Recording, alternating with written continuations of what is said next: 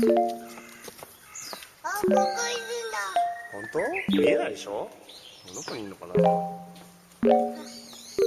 見えないよ。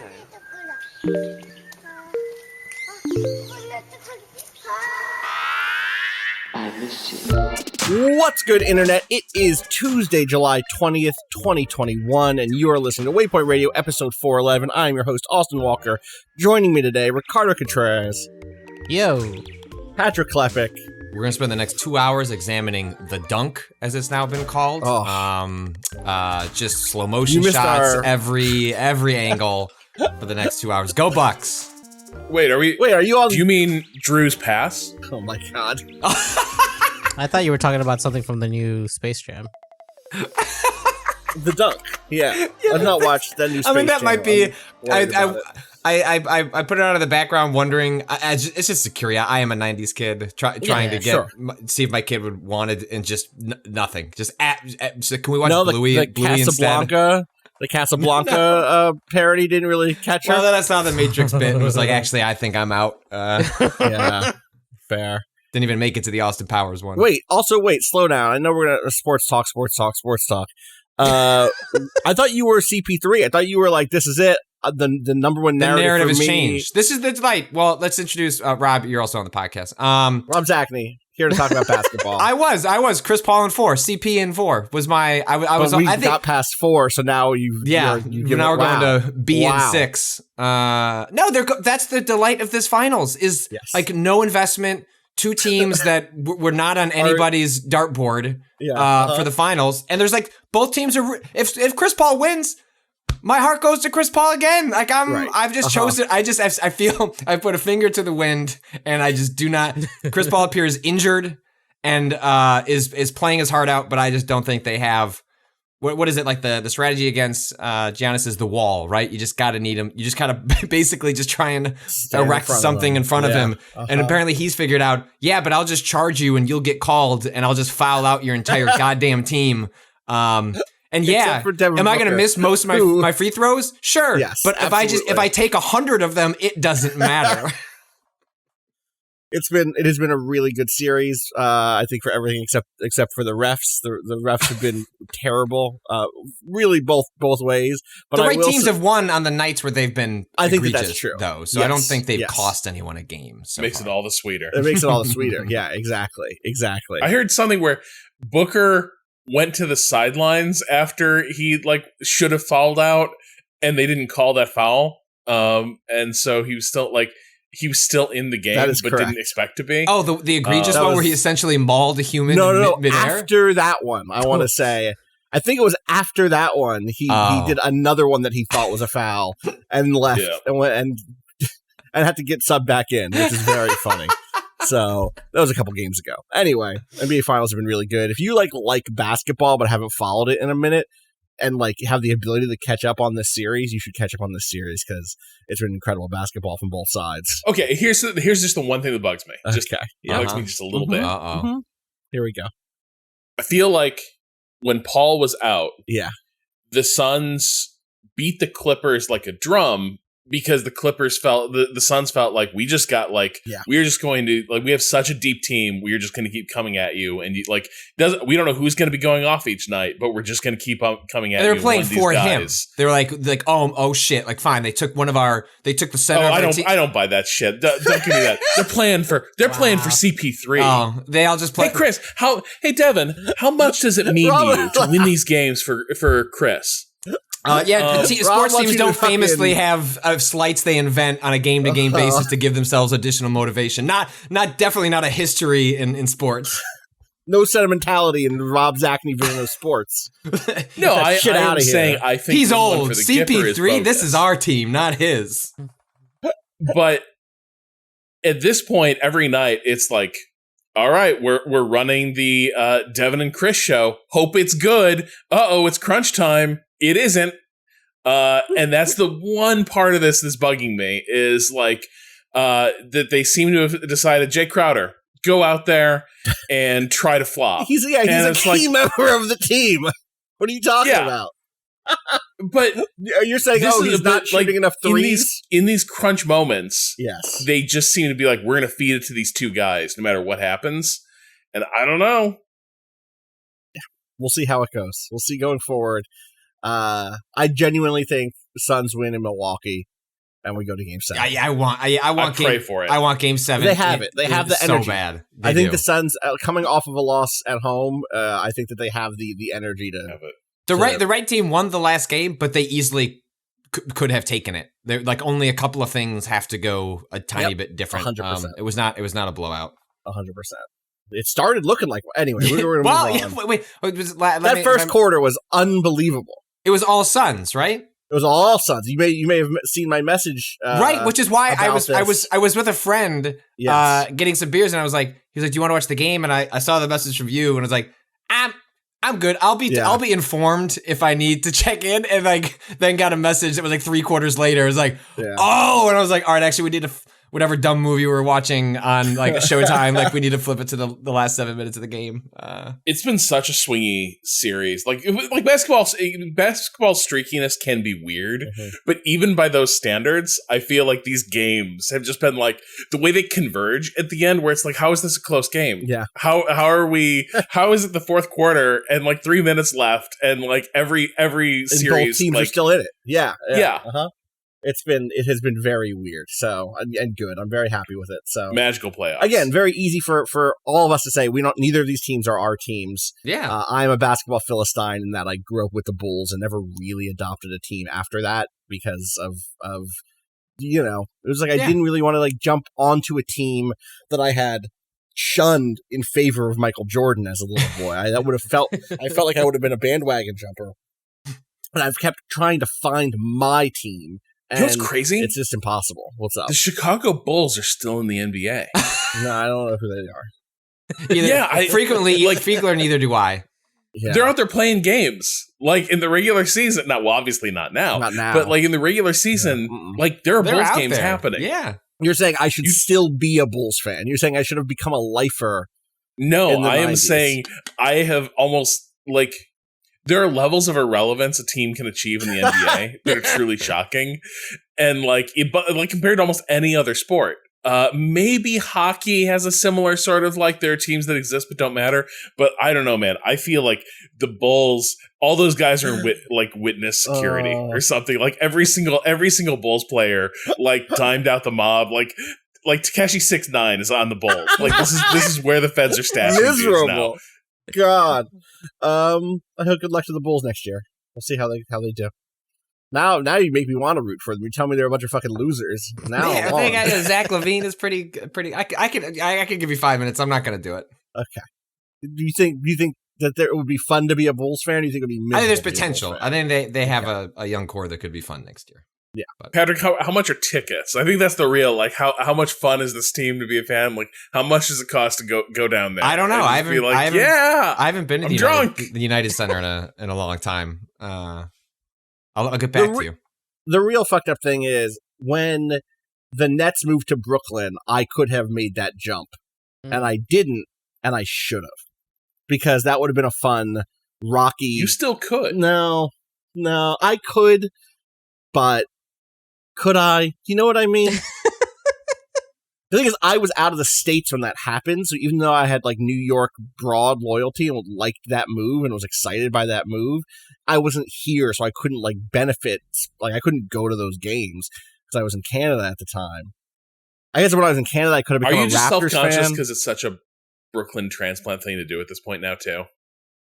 Yeah, kind of, not really. I'm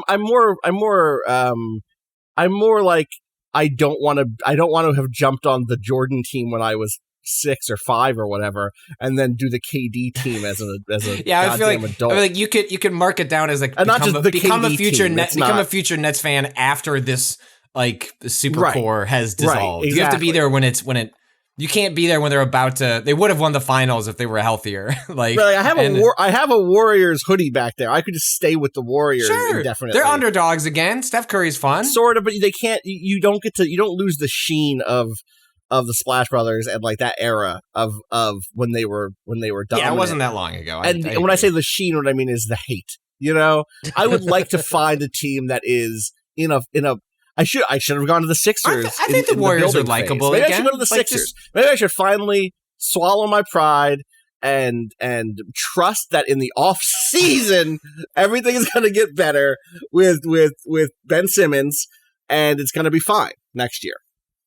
It's not. All right, we should stop talking about basketball. Hit end on sports. Yeah. Export F1 2021. Is it called F1 2021? Yes, it is. It's great. Good. It's the first one with EA. EA Sports. It's in the game. Does it say EA Sports? It says EA Sports at the top. Oh yeah, dude! It freaks me out now to see a Codemasters game open with the with that logo. Did they get bought? Is that what happened? Yeah. Consolidation is happening everywhere, and consolidation is happening in the motorsports sim space. EA acquired let's see, these dudes just got acquired. I think somebody just acquired the Project Cars team as well. No, Codemasters acquired the Project Cars team and then got acquired by EA. I see. So yeah, we used to have so many studios that were just we're just going to create sports games, and now there's a lot that hangs on what EA is willing to produce. However, F1 2021, here's what we did get with this. Remember Longshot? We're doing it for F1. Nice. Ooh. And I don't know breaking if it's point, but with a BRAKING, like a break. Oh, not like no. a phrase breaking. Oh no! No, it's a. Is that a term? Is that a term? It's good. The breaking point, actually, yeah, it is. or okay. The breaking point sense, is where you begin to hit the brakes to begin your corner entry. Gotcha. Okay. That's a little better. That's a little better. It's a little better. It ain't much better though. Especially because in the branding for it, they would do the it would be breaking with EA, and then they would fade the letters together. Okay. And they were it was oh, you're super proud of this. Yeah. You shouldn't be, but you do you. Okay, so here's the thing. It is tough for me to say. Codemasters has always had this history of career modes that were ambitious compared to what other studios were doing at the time. If you go back to Toka Race Driver, they would do story shit. EA has experimented with this stuff through Need for Speed, right? There were the ones that were FMV powered. There were the ones that were, a lot more just narrative driven. The Run comes to mind. So I don't know how much of this is just this would have been this way no matter what versus how much of this is EA coming in with a little more experience making these, a little more money. But F1, the F1 series did this a couple years ago where they had a really cut down, almost tutorial story mode for your entry into F1. And it was kind of this, and I think I talked about it at the time, it was your POV, you were a nameless, faceless character. And everyone just sort of talked at you in cutscenes. And you had Goofus and Gallant as your two foils that you were racing against. There was Devin Butler, who was the bad boy. And then there was some guy who was racing the right way. A good trooper, a real team player. And Devin Butler was way more fun and also just a total sleazeball. And then they went away from that mold for last year's edition. There was no story stuff. This year they are back with Breaking Point, and it is way more ambitious. It's a surprisingly long mini campaign that takes you through the stages of this driver's career in early career in F1. You play Aiden Jackson, and Aiden Jackson inhabits an alternate timeline where the pandemic didn't happen in 2020. Wait. They go back. Everything that happened in 2020 is referred to. Oh. They're oh man, Sebastian Vettel is leaving Ferrari, which was determined during the COVID break. You will see news stories about this in the game where it's oh man, where's Seb gonna go? Oh man, can you believe Fernando Alonso's coming back? The thing that doesn't happen in this is COVID. And so the season proceeds totally normally, but with the actual historically correct business and driver transactions. That is such an odd I love it. choice. races happen where they didn't really happen? Or did races always happen all the way through? Season begins in Australia, which was canceled. Yeah, because Australia basically said, quite like Giannis, we were putting up a wall and nobody's in. Yeah, dude, like, watch the first episode of the latest season of Drive to Survive. The whole documentary crew was there for the first race in Australia, where they were like, is this going to happen? And it's like an entire episode of people being like, I don't know if we should be here. And like, there's great footage of like, they recorded a bunch of F1 drivers like hanging out when the news came out that the NBA canceled the rest of their season. And they're all just like, the NBA just canceled everything. And they started looking at each other like, is this a joke? And so like F1's 2020 season was like 36, maybe 24 hours from rolling off. Wow. And they were like, we got to get out of here. Because they had the first positive tests on the grid. Like mechanics at McLaren got sick. Anyway, in this timeline, Australia goes off as planned, but all the business shit proceeds as happened historically. So weird. I'm excited for this. I'm excited for, let's call it the Butler verse. Because Devin Butler is the unifying factor in all of this. Uh-huh. And in the Butlerverse, it's like F1 is very similar, but COVID didn't happen. And the hottest rookie in the sport is your character, Aiden Jackson, who I can probably best describe as Alex Albon meets Tom Holland. And Alex Albon is this like he is like British Thai, and he had a really shitty go of it at Red Bull because Red Bull is a nightmare pressure cooker of a team that just shatters drivers by promoting them too early, and then being like, "Why aren't you a superstar?" And then you just get like brutalized psychologically for a year, and then you're kicked out of the sport. That's what happened to him. In this version, though, you play Aiden Jackson, who's basically just like, what if Alex Albon was Tom Holland? The resemblance is really uncanny. And you are just a good, sweet kid trying to make it in F1. You are paired with a teammate that you grew up, his poster was on your wall. Casper Ackerman. But man, that's also don't fake. meet this your is not heroes. A real person. This is a fake person. Okay. They all sound like fake Fictional, people. not F1. fake. But yeah, okay. Yeah, like I think Danny O'Dwyer was making this case on Giant Bomb the other day, where he was like, F1 drivers don't really have like super, like a lot of them have. Of course, that's an F1 driver type names. Right. Casper Ackerman, I think, fits that mold in a lot of ways. And so you got Casper Ackerman. He's sort of your old warhorse who doesn't really like you. Like he's kind of Jimmy Butler, right? Do you feel like you could earn that respect over the course of play? You trying I'm to? super curious. Like the thing is, I genuinely, unironically, don't want this feature to go away. I want them to just lean more and more into visual novel shit. Because like the thing is, in the in-game like press clippings, there's interviews with other characters. And when they interview Casper at a point when your relationship with him is just truly garbage, he reveals he's a bit of a weeb. He got really into cultivating like bonsai during a trip to Japan with his family. And I was like, see, in the visual novel version of this, you would have to remember this information and you could bond with him over like if you like at the key moment, if you give him a bonsai tree, like bam, your friendship goes up. Yeah, and then you develop that relationship. He starts pulling for you. Isn't that half the issue? I would say, isn't that half the issue with these story modes? Is that they are so self-serious. Like I play a handful of them and I like them in concept and in theory, but like it's just so difficult to tell a story in these formats. In the like, we want gravitas, like we want it to be a film.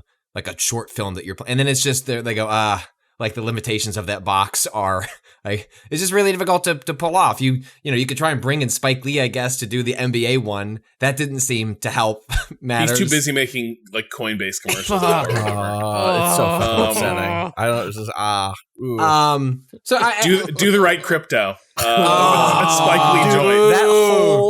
That whole ad. For people who haven't seen that ad that we're talking about, one, don't hurt yourselves and look it up. But it's like it's the future of discourse around crypto. Like if you want to see how crypto dudes are going to start selling you crypto as an idea, it is this. It is that it is democratizing wealth, and it is like. It is queer. It is black. It is not. Listen, everybody has access to crypto. Please don't check who actually has crypto. Crypto is intersectional. Yes. And there's lots of different coins. Lift up all people. Right. If they can afford the initial buy-in. Please, you do not need to tell me that monetary systems as they exist have issues. There's nothing I've seen about crypto outside of an early naive hope that decentralization could do something positive. That makes me anything but a skeptic about actual coins. Anyway, we're all also. I love midway through that commercial, Spike just addresses the camera. Do your own research, which feels like the psychological fig leaf. He grabbed, it's almost like a where warning. he's like, "Look, ultimately, people will get that I'm telling them. Like, hey, just Google this. They'll figure it out. They'll figure it out. Anyway, how much am I getting paid for this? Yeah, I wonder if he got paid all I in gotta crypto, do is or like if he got stand paid in the Steadicam rig and like talk at the camera. Great. Anyway, there was a ghost in his NBA 2K game, so yeah, that's better. They just seem hard, and like I actually wish they would lean into being more outlandish, or I mean, I just don't know that like these studios are capable of or will given a mandate to do that. But I'm with you that I think they would be more fun if they were more over the top and like leaned into a direction that wasn't so. The drama of this sport we need to capture. And it's like, that's just, I don't know. Put Shaquille O'Neal in all of them. Doesn't matter. Put him in an F1. Barbecue Have him chicken show time. up. Yeah. Barbecue chicken time. Barbecue chicken alert. That's what it was. It was alert. Yeah. So I will say, I think this is actually a really well executed mode. And I think part of it is, I think there's less disconnect in terms of just like the story. So I feel like Longshot, and Austin, you can correct me if I'm wrong, but part of Longshot's problem seemed to be that they were so grudging about like, this guy couldn't actually make the league. Yeah. That like so little of the story ever actually did make it onto an NFL field. In the first season of it, that was true. I didn't play the second one, but the first I don't think any of us played the second one. Yeah, the first one was like solid, but the second one was so poorly reviewed that I ended up not even engaging. But yes, and it was all you didn't get drafted, or you ended up going to the combine. I think that was the bulk of it. You didn't get because it ends with you getting drafted. Yeah. But so then never played. I heard second season was basically like, well, you made it and you're riding the bench. You are QB3. Sure. Like it sounded like they basically took the angle that like you were just going to be gathering dust on the bench. And maybe there would have been a further redemption arc after that. But the thing is, in this world, because you inhabit like the Butlerverse, and because ultimately F1 in some ways is like, once these guys are sort of like buckled into their cars, they basically like, it's just a car guy, right? And so you don't have like a Cronenberg film. Yeah, blurring the line between car and guy. Yeah. But you know what I mean? It's like, you don't necessarily have to paint as convincing a portrait of like, what are the dynamics on a NBA or NFL team, right? What are the politics of that? You can sort of take more liberty here. And what they've done here is they create a bit like the other EA efforts. You rarely play whole races. Instead, you play like scenarios. And so it's like, you're doing really well in this race, and then somebody hits you, and you have to go into the pits to repair some damage. Now, can you recover? Right. You're playing one where you've been spun out by Casper, spun you out. Can you Can you chase him down? The equivalent of like you have it's run the 2-minute drill that you got to lead your team to victory. Right. Yeah, and these are not bad. I think it does have an issue, which is that I was super rusty when I fired it up, and so I was like, oh, I just need to like I play with like all the aids off, but I was like bad. And I was like, I'm just getting, like, I cannot beat these scenarios. Wait, so how does it handle, what's the failure state? Is it just do it again? We need this story to continue? Okay, all right. You didn't get close enough to, you didn't get close enough for to your teammate for the next part of the story to happen. So you need to do it again. I mean, I can imagine that being the case, because I don't play racing sims, but, so correct me if I'm wrong, but especially if you're playing with the aids off, a lot of it is getting into a rhythm as you are playing. And so the notion that you're just going to be thrown in to a high stakes scenario where normally you would have had, I don't know, let's say 10, 15 minutes of like warm up with your fingers and your brain, suddenly you are just asked to plop yourself psychologically and physically into a scenario that usually you're like preparing, building up to, because it's not something that it's going to happen the moment you. Whereas like a 2-minute drill is really, it's a faster version more of what you're the same basic setup. Driving on, I've played a few racing sims over the years, and that feeling of like, okay, I'm going to drive qualifier, so I get to learn this. Before qualification, I'm actually going to drive this track at least once or twice, just to like know where the turns are and how I have to go into them and stuff like that, and then adapt, get decent at that, do my qualification, do my qualifying, and then do the race. And like if you drop me into the middle of a race on a track I'd never raced before, I could see that being very hard. It's partly that, but part of it's just so every year you're kind of coming to grips with what have they tweaked with the handling model? Like the cars haven't really changed meaningfully in a few years, but the model evolves each year no matter what. And so each year, like, oh, they really stepped up the like now it's really punishing if you goose the throttle a little too hard, like you'll just spin out really fast. Right. So you got to be really smooth on your power application. So at first I was like, I need this to be easier and easier. And now I've quickly like sort of caught back up to where I was with last year's edition. And now I'm like, okay, now this game is too easy. So do I have to sort of re-rack story mode? Because I am no longer struggling. I'm kind of whooping ass with this like really bad car. Like this car was not competitive last year. But yeah, so I think the other thing is they have something of a language for this in that there've been all these F1 documentaries in the last few years. Right.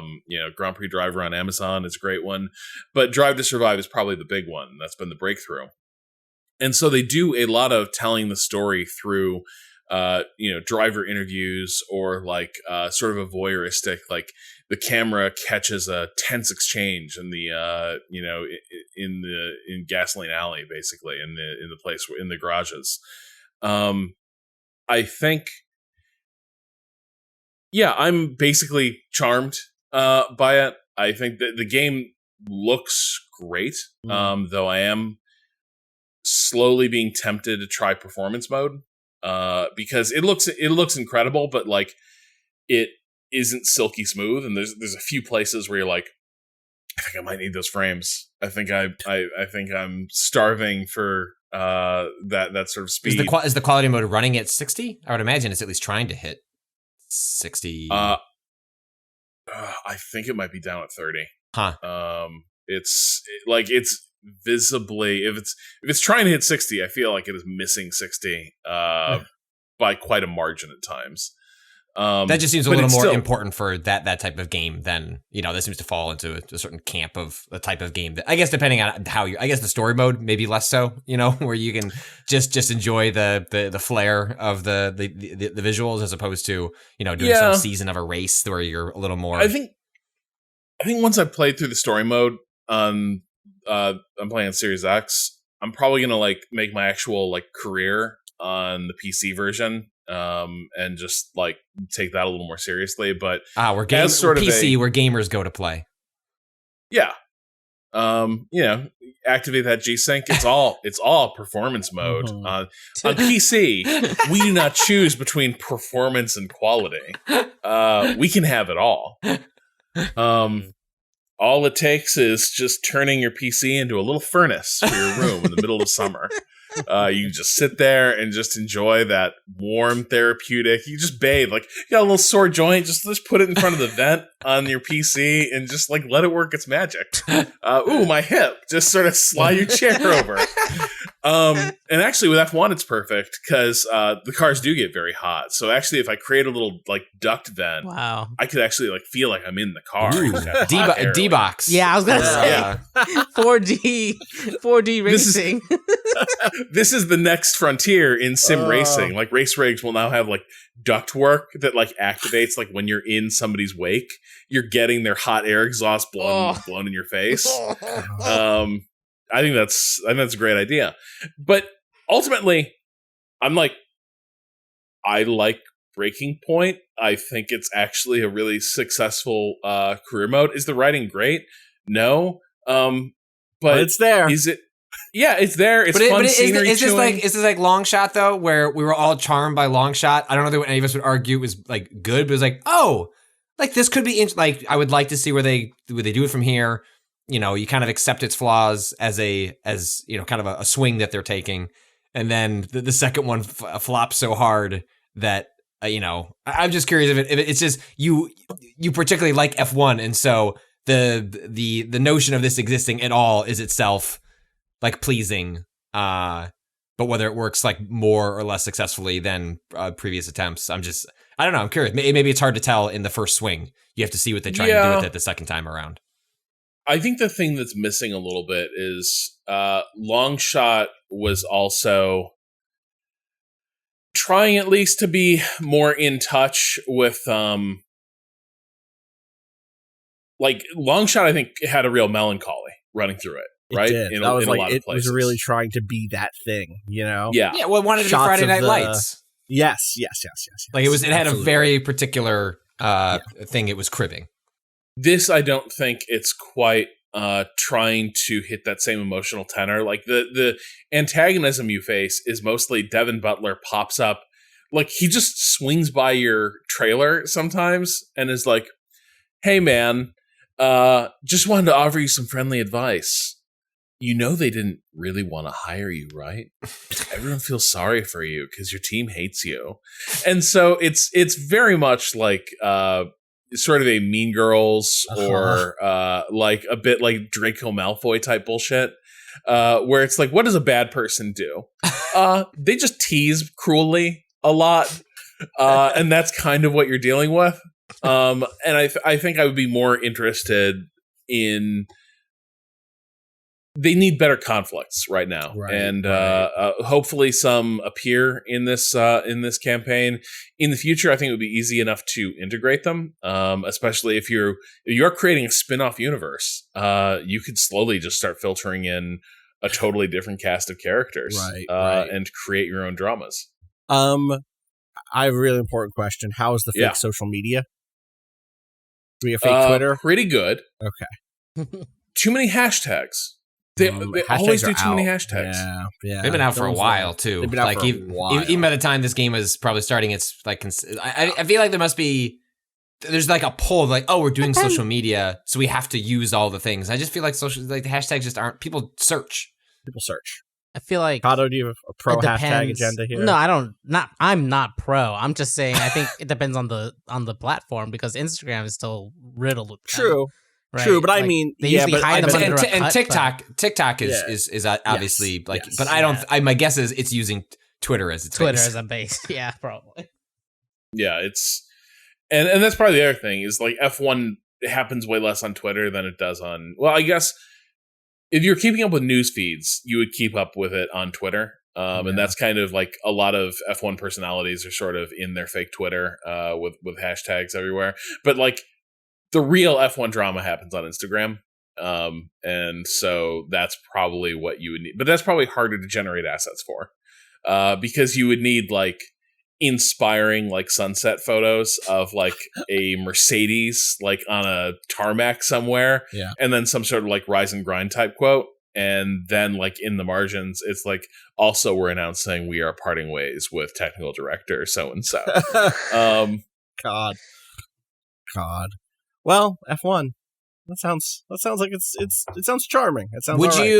Would you recommend that story mode to folks who are not F1 like fans, but are like, oh, I like, because I always thought the story modes are in some ways maybe complementary to folks that already like these games, but must be also seen as sort of like an extent, like a leaf to folks who, I don't know, watch the documentary and it's like, well, I'm kind of curious about F1. Can I play this and get a taste of what's interesting about it without committing to like playing a season? And that, I guess you haven't finished it, but how fulfilling would that be if it doesn't necessarily take you beyond the story mode itself?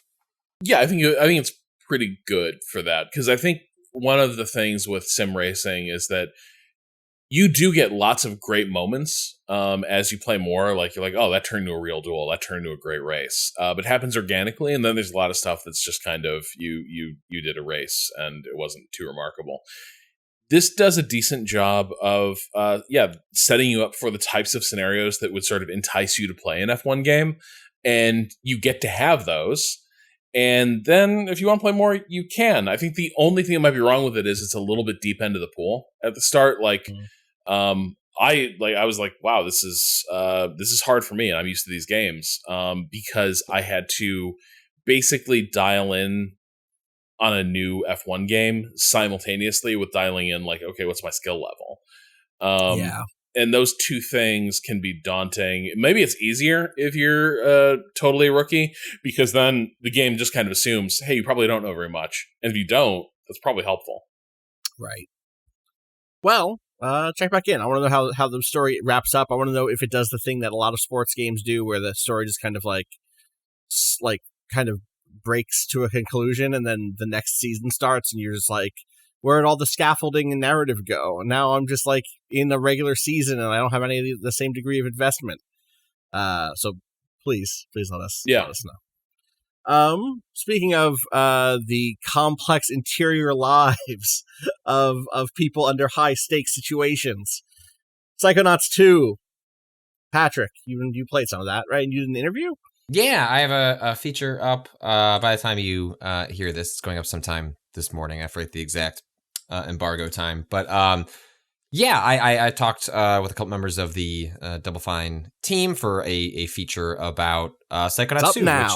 Is it? Okay, great. All right, then. You should tweet it out. All right, well, I'll do that after the podcast. But like my feature came alongside being able to play a near finished version of the game. It comes out at the end of August. My understanding is the game is like mostly in the QA phase, just kind of stomping out bugs. Kind of forgot that game. I played it on an Xbox, but it's still coming to PlayStation because that game was funded originally through Fig, the kind of weird crowdfunding / investment funding / you can make a profit on the games you invest in, but I don't remember exactly how it works. Service that Double Fine kind of got involved in after helping pioneer a lot of the early crowdfunding efforts on Kickstarter itself. I played like 2 or 3 hours. There was more I could have played, but the game's coming out so soon. My thought was get a taste of it and then wait for the rest of it. But yeah,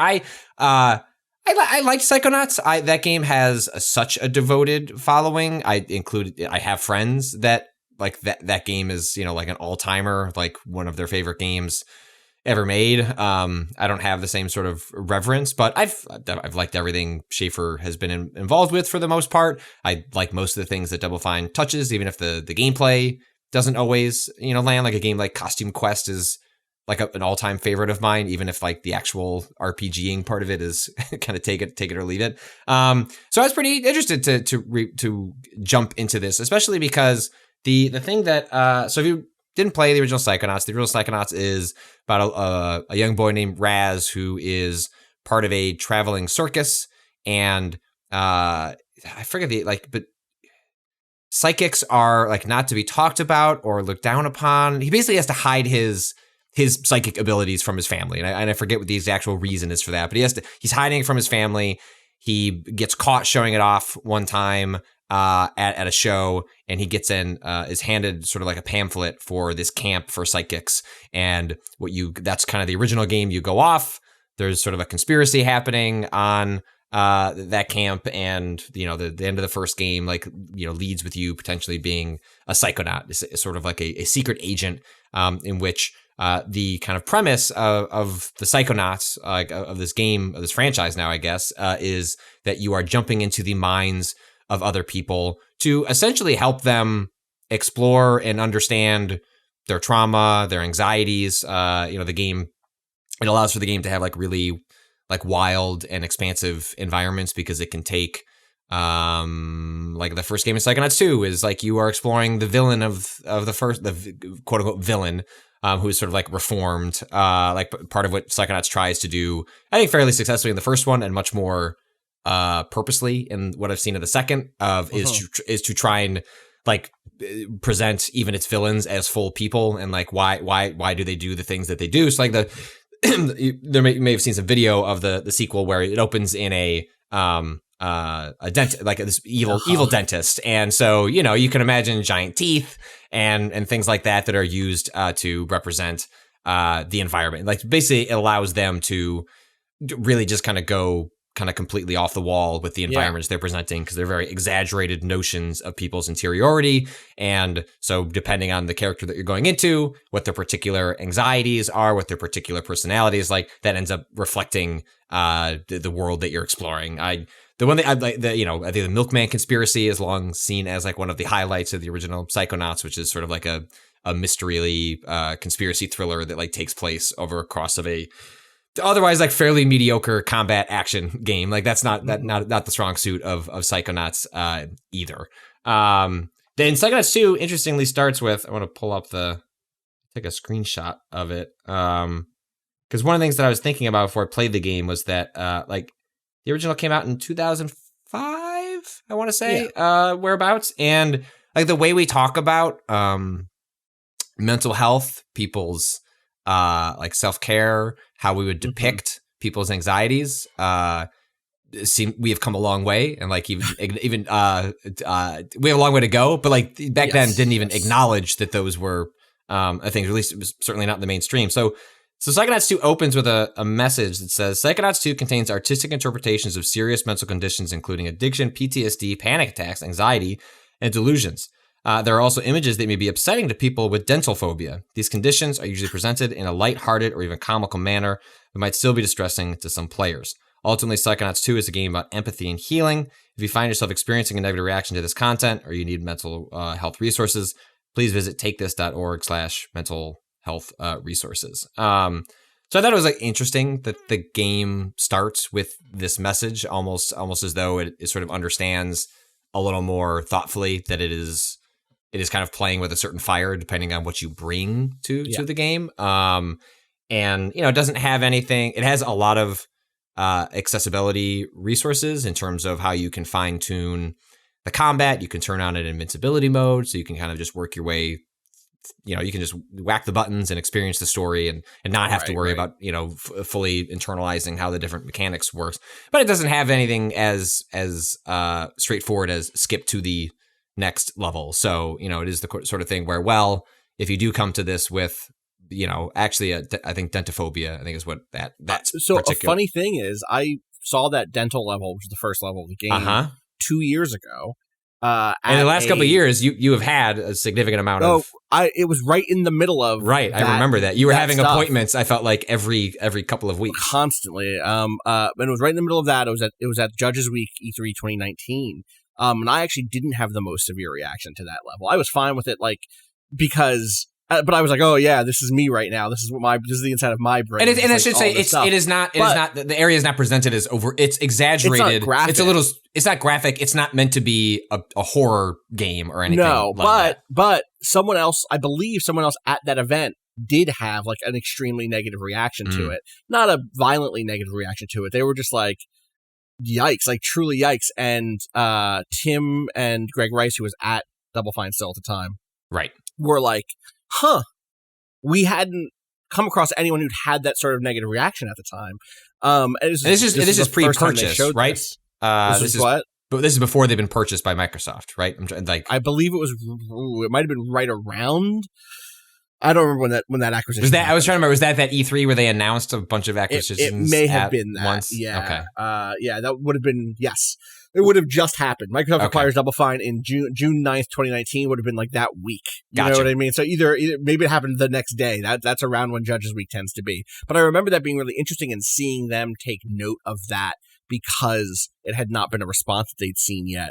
And so it's funny now for me to see this note specifically being like, and dental phobia, because those big old teeth. And they're like, it's full teeth. It's not like, there are, if you don't like thinking about teeth, that level is going to be. Yeah, it's going to be an issue. And, that's one of the things I pointed out in my conversation, which included Schaefer, was, it's the first level of the game. And he sort of chuckled back. He's like, yeah, sort of difficult to remove the central villain who's a dentist, and then the entire conceit of your game is you're going to see a heightened, exaggerated version of that. So it was in some ways kind of unavoidable. Which for a game that otherwise I think has a decent swath of accessibility settings, even both from how things are presented in the game from a UI standpoint down to how you're gonna handle combat. It kind of feels like, all right, if the first level of the game, you're like warning people about like a fairly explicit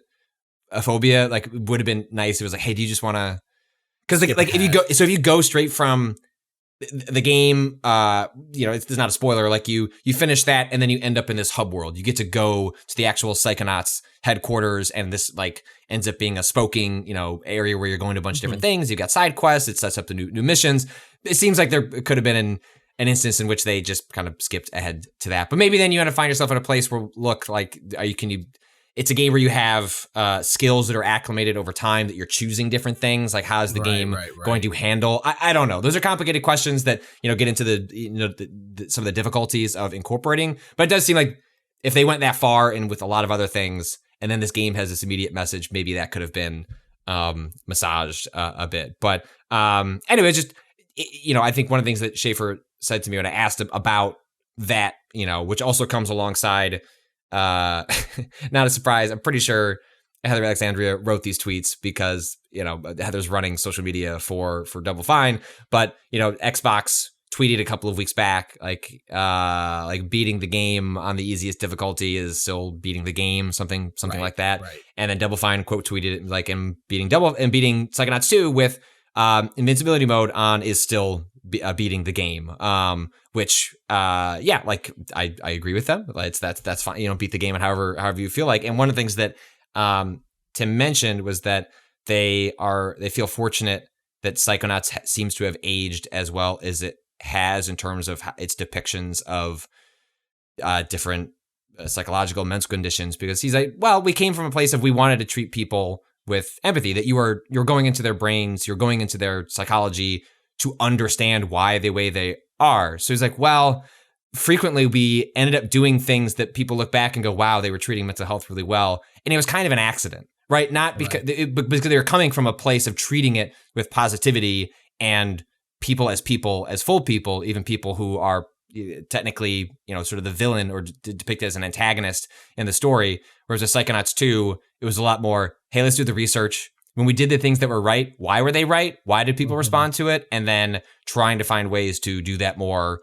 thoughtfully and more fully in Psychonauts 2. So I can't speak to how well they accomplished that in the expanse of the entire game. But I can say, if you liked the first one, and part of the problem of going back to that first one is that it was not a particularly good platformer or action game to begin with. Like, this one is a lot better one of those. Like, it's not Devil May Cry, but it is more than competent. They, even in the first couple hours, are giving you lots of fun different mechanics, both from a exploration standpoint and from a moment to moment combat standpoint that I didn't find myself dreading, like, all right, I'm not to do fighting for 45 seconds so I can get back to exploring the incredible imagination of the artists and the environments they've created. The actual like hub space at the Psychonauts headquarters is really fun to explore. There's lots of hidden secrets.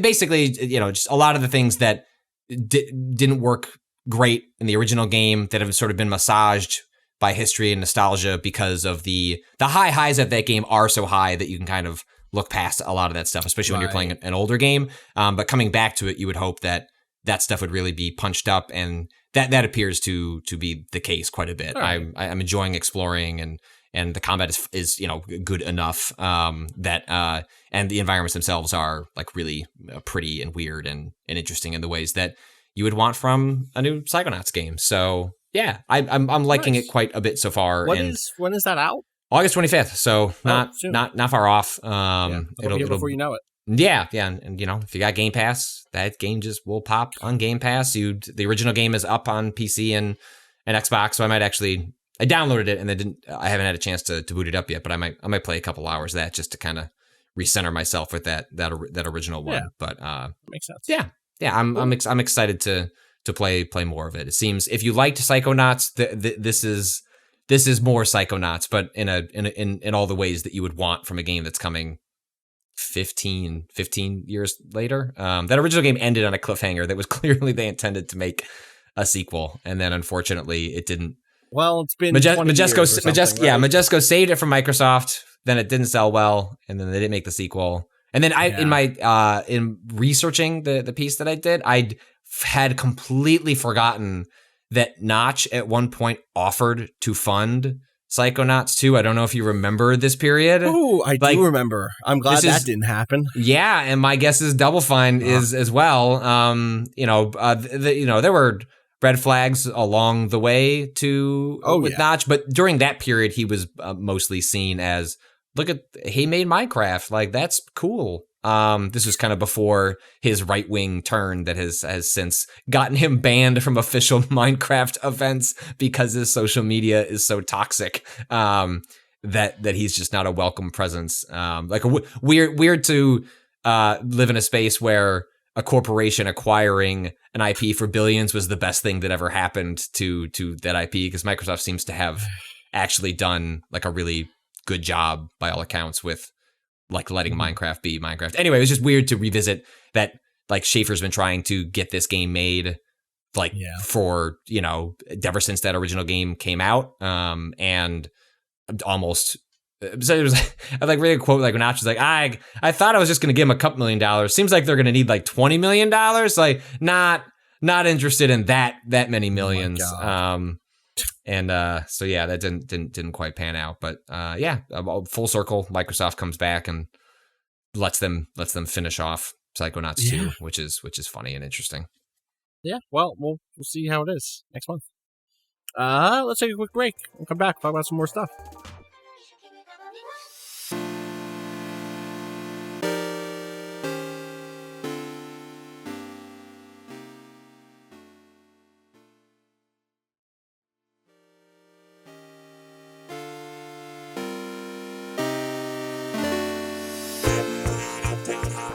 I briefly wrapped up Dark Souls. That's it. Ooh. I did it. I beat Dark Souls Remastered. I played that DLC, which I never played when it came out because I'm not a DLC person. Yeah, I almost didn't play it. I got to the end, and I was like, man, do I really want to fucking go do this DLC? You do, right? I did, and I'm not as high on it as a lot of people are. Well, I wonder.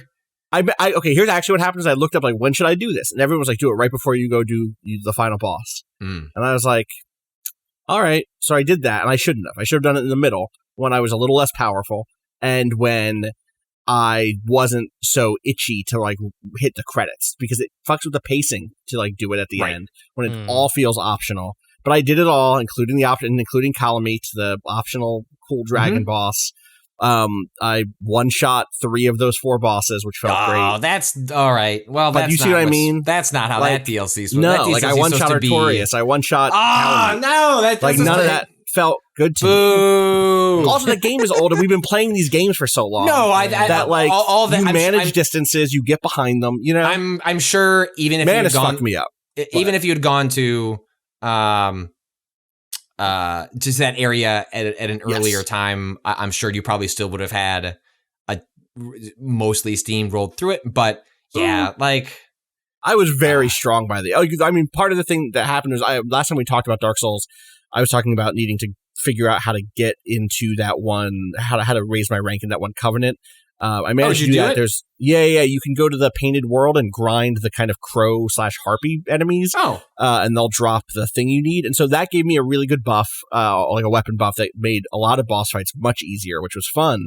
I still had like hard bosses throughout the game, obviously. But the most interesting thing about that DLC for me is like, and I'm sure a billion people have said this, is just like the early Bloodborne vibes from the verticality of one of the areas, the kind of Ulasile township stuff, where like you're going in and out of buildings. It reminds me a lot of, I want to say, Lower Yharnam, the kind of werewolfy part of Yharnam, and where like the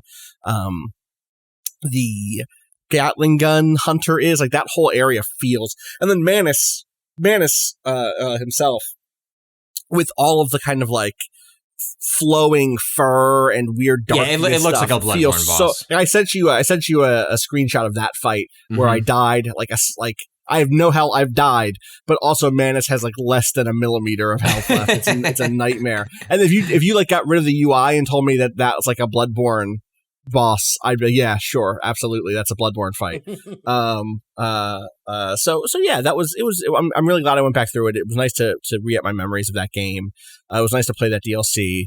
I'm now like I installed Scholar of the First Sin because I never played that version of Dark Souls 2, and I never played any of that DLC, which I hear is excellent. And now I've learned my lesson that I won't just do it at the end, for my own pacing reasons and for just general interest. I think it's more naturally integrated into. I think I've read that too. Yeah. So Dark Souls 2. I'm not sure I'll jump right in. I'm trying other stuff, and we'll talk about other stuff in a second. But I play it on your Steam Deck. I'll wait for the Steam Deck to drop in. No, exactly. The thing is, at this point, I'm like, I could just play all the Dark Souls games before Elden Ring drops. And I could at this rate, you know. You could. And I played Demon Souls Remastered last year, so it's that's like already off the. And I watched a Bloodborne Let's Play earlier this year, so it's like I feel like if I could just complete I don't think I need to replay Sekiro. I feel like that's fresh enough in my mind. But so really in my mind, it's Dark Souls 2 and Dark Souls 3, and I feel like I'd be ready to go. So I don't know. And some Armored Core games, just in case they come up. Right. Yeah, it comes up in the lore. I'm a mech make sure truther in Elden Ring. Elden Ring's secretly filled with mechs. They just haven't dropped that yet. They didn't want to spoil that. God. No, we just move on to the next game. It's like, all right, not this one. They needed to, it's not. They put a pin in the dark fantasy RPG, like making open world is the last check mark they need to do. And finally, then the mechs return. Yeah, exactly. See, they're just waiting until they get the Escaflowne license. Oh, I would love that, Rob. I have an Escaflowne rewatched you this year also, so I'm gonna, yeah. I mean, it's just ready-made. It's ready-made. It's right there. And tell me the boss of the Empire at the end of Escaflowne is not a Dark Souls character. There are a lot of Dark Souls characters in Escaflowne for sure. The character designs, the way they all laugh, it's all there. Some of them need to be hollowed out a little bit, like emotionally and also physically, because of the way hollowing works. Right. But it's fine. It's all ready to go. Anyway, instead of jumping right into Dark Souls 2, I'm committed. I'm trying my best to get through my control frustrations with Skyward Sword. I made a tweet yesterday begging Nintendo to please turn it into a toggle. I think I'm almost there. I'm almost past my beef with it. But for people who don't remember from the last episode, when you're using motion controls, your right thumbstick on your right Joy-Con controls the camera always. Yep. If you're using the Pro controller or you're using it in like the handheld mode, and you're trying to use, you're using the controller options, you have to hold down the L button, the L1 on any other controller to get camera control, or you can use the Z targeting to quickly snap the camera behind Link, depending on what direction he's going in. Which is how my understanding is that's how it worked in the original game. Yeah, right? It doesn't help you looking up, but you can look forward. It sure doesn't. God, yeah. How would you even? Oh, you'd hit up on the D-pad to look around. Yeah, mode? You had those, or you would use your flying beetle to. Right. Sure. And so I think one thing is like getting the flying beetle, I'm past the first dungeon at this point. I'm doing a bunch of the kind of Skyloft exploration, open world trials, like whatever stuff is being an asshole and knocking down that dude's his chandelier. Don't do that. All right. Why can't I? That's genuinely a very funny bit. Like it doesn't. There's good stuff up there. just roll into the wall a couple of times. You just knock this man's chandelier down. He's like, ugh. All right, well, the only way you can make this up for me is to deliver this hot soup to a soldier. You have 5 minutes. 5 minutes. Don't worry. There's very high profit margins on that soup. He'll go replace the chandelier for sure. Do you find that cool bat demon? Oh, the monster that they're talking about? No, yeah, I have not done. I've played this game before, so I'm doing kind of just like I'm already in the middle of the second dungeon. Yeah. I'm just kind of mainlining it as opposed to every. It's one of those things where I think that I was halfway through that first dungeon. I was like, I think I'm okay with the controls now. I think I figured it out. Sure. And I left the dungeon and went back into that kind of open area around it, and then went back up into Skyloft, and I was like, I hate it now. Because I'm not using a sword in those places. Right. And so, or not as much. And I need to be looking around, especially in the kind of field zones outside of a dungeon where you're like, okay, the puzzles here are further away. I'm not just looking for a switch underneath a thing in this little room. And I'm not just like constantly in fights. And so those are the zones where I'm like, I wish it was a toggle so bad. But yeah, it is what it is. It's funny. I've not been able to get it out of my head as soon that never even occurred to me when I was playing it. I just accepted Nintendo is bad at this, and this is just what it is to be a Nintendo fan. There's always going to be these like tiny little frustrations, and any other company in video games would have tweeted out, "Hey, we've heard you. We're looking into solutions. Accessibility means a lot to us. There would have been it would have been framed in some way, and there'd be a solution 2 weeks later. It's just not going to happen with Nintendo. Like, it's not going to get patched. It's just not how the company. Not how the company operates. It's just never going to happen. I took it to Twitter because I was like, I know I said this on the podcast, but Reggie follows you. Can he forward your tweet? Forward my tweet. There are Nintendo people who follow me. People who follow me. I have people who are in positions of power. Like Reggie. Bill Trinan follows me. Hey, Bill. Like Reggie. Hey, Bill. Hey, Phil. Yeah, exactly. Stop tweeting about the Sounders and the Ducks. And interesting music concerts you've been to. Yeah, stop having a full featured life and not worrying about my request for the Skyward Sword controls. But it quite literally never occurred. And I don't know if it came across in the podcast, but when you suggested, why can't it just be a toggle? Like, I had a pause. Like, my brain broke for a second because for a moment I thought, shit, was that an option? And I just didn't even. I'm about to go on this long spiel. And it's just a toggle. And I thought, in the 5 seconds I was giving myself through thinking, I was like, no. There's like no options in that game. No. That game's options menu is empty. But part one of my no internally was, no, I'm right. And then part two was, no, why am I right? Like, why is the game the way it is? I was furious and then was just so mad that the solution is so obvious. Just make it a toggle. Please, and it's fine. You could make it an option to hold it or toggle it. If someone likes holding it, that's fine. Right, but hold that L. Nintendo constantly getting people to hold that. I mean, they're as you have learned, and as I have been reminded in playing the game. I think Nintendo hiding a more refined version of a quality of life feature behind an amiibo is egregious, and I don't like it. In practice, there are so many statues in Skyward Sword that it's not something that is a constant irritant. Nonetheless, I find it excruciatingly funny that probably due to a COVID issue with a warehouse, like the majority of those amiibos are not going to make it to anybody until sometime in August is what they announced last week, and so. They got people to pony up. I mean, some people just want the amiibo, right? Sure. That's fine. Yeah, of course. I've got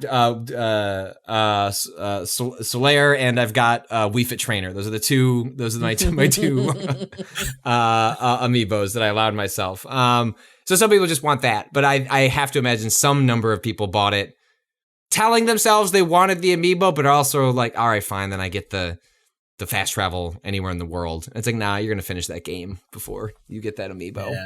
Yeah. God. Rough. Anyway, have you continued to... Also, Cado, did you pick it up? Yeah, I've been playing it. I'm further behind than you are. How are y'all feeling? Because I traveled a fair amount this weekend on the subway going places, which is weird. But I cannot bring myself to play that game with non-motion controls. It just the camera thing broke my brain too bad when I tried it, that I only play it on my TV docked with motion controls, and so I can't play it as often as I would like randomly, just like sitting on my bed or whatever. I'm not gonna pull it out and like throw out the kickstand or whatever to play. You have to commit. You either have to do. Like, I like the motion controls. Yeah, me too. Defend them as being is interesting, but I know that the only way I will actually play through the game is if I'm playing it in handheld mode. That's just my Switch is docked when it needs to be charged, and otherwise I'm pretty much only play in handheld.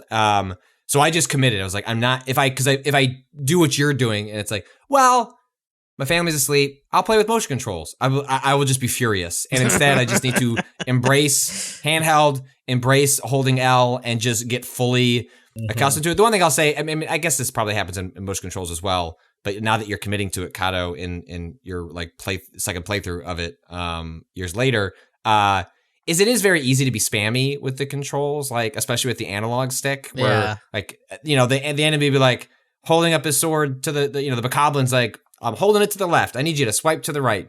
And I'd be like, yeah, but what if I just like wiggle the analog stick around? Because when you get like the game is at its best when it's 1v1. Yep. And the moment it's 1v2, like at least the amount of time it takes me to mentally process what I should be doing, the game doesn't punish me all that much for just going waka waka waka, just like swinging that sword around.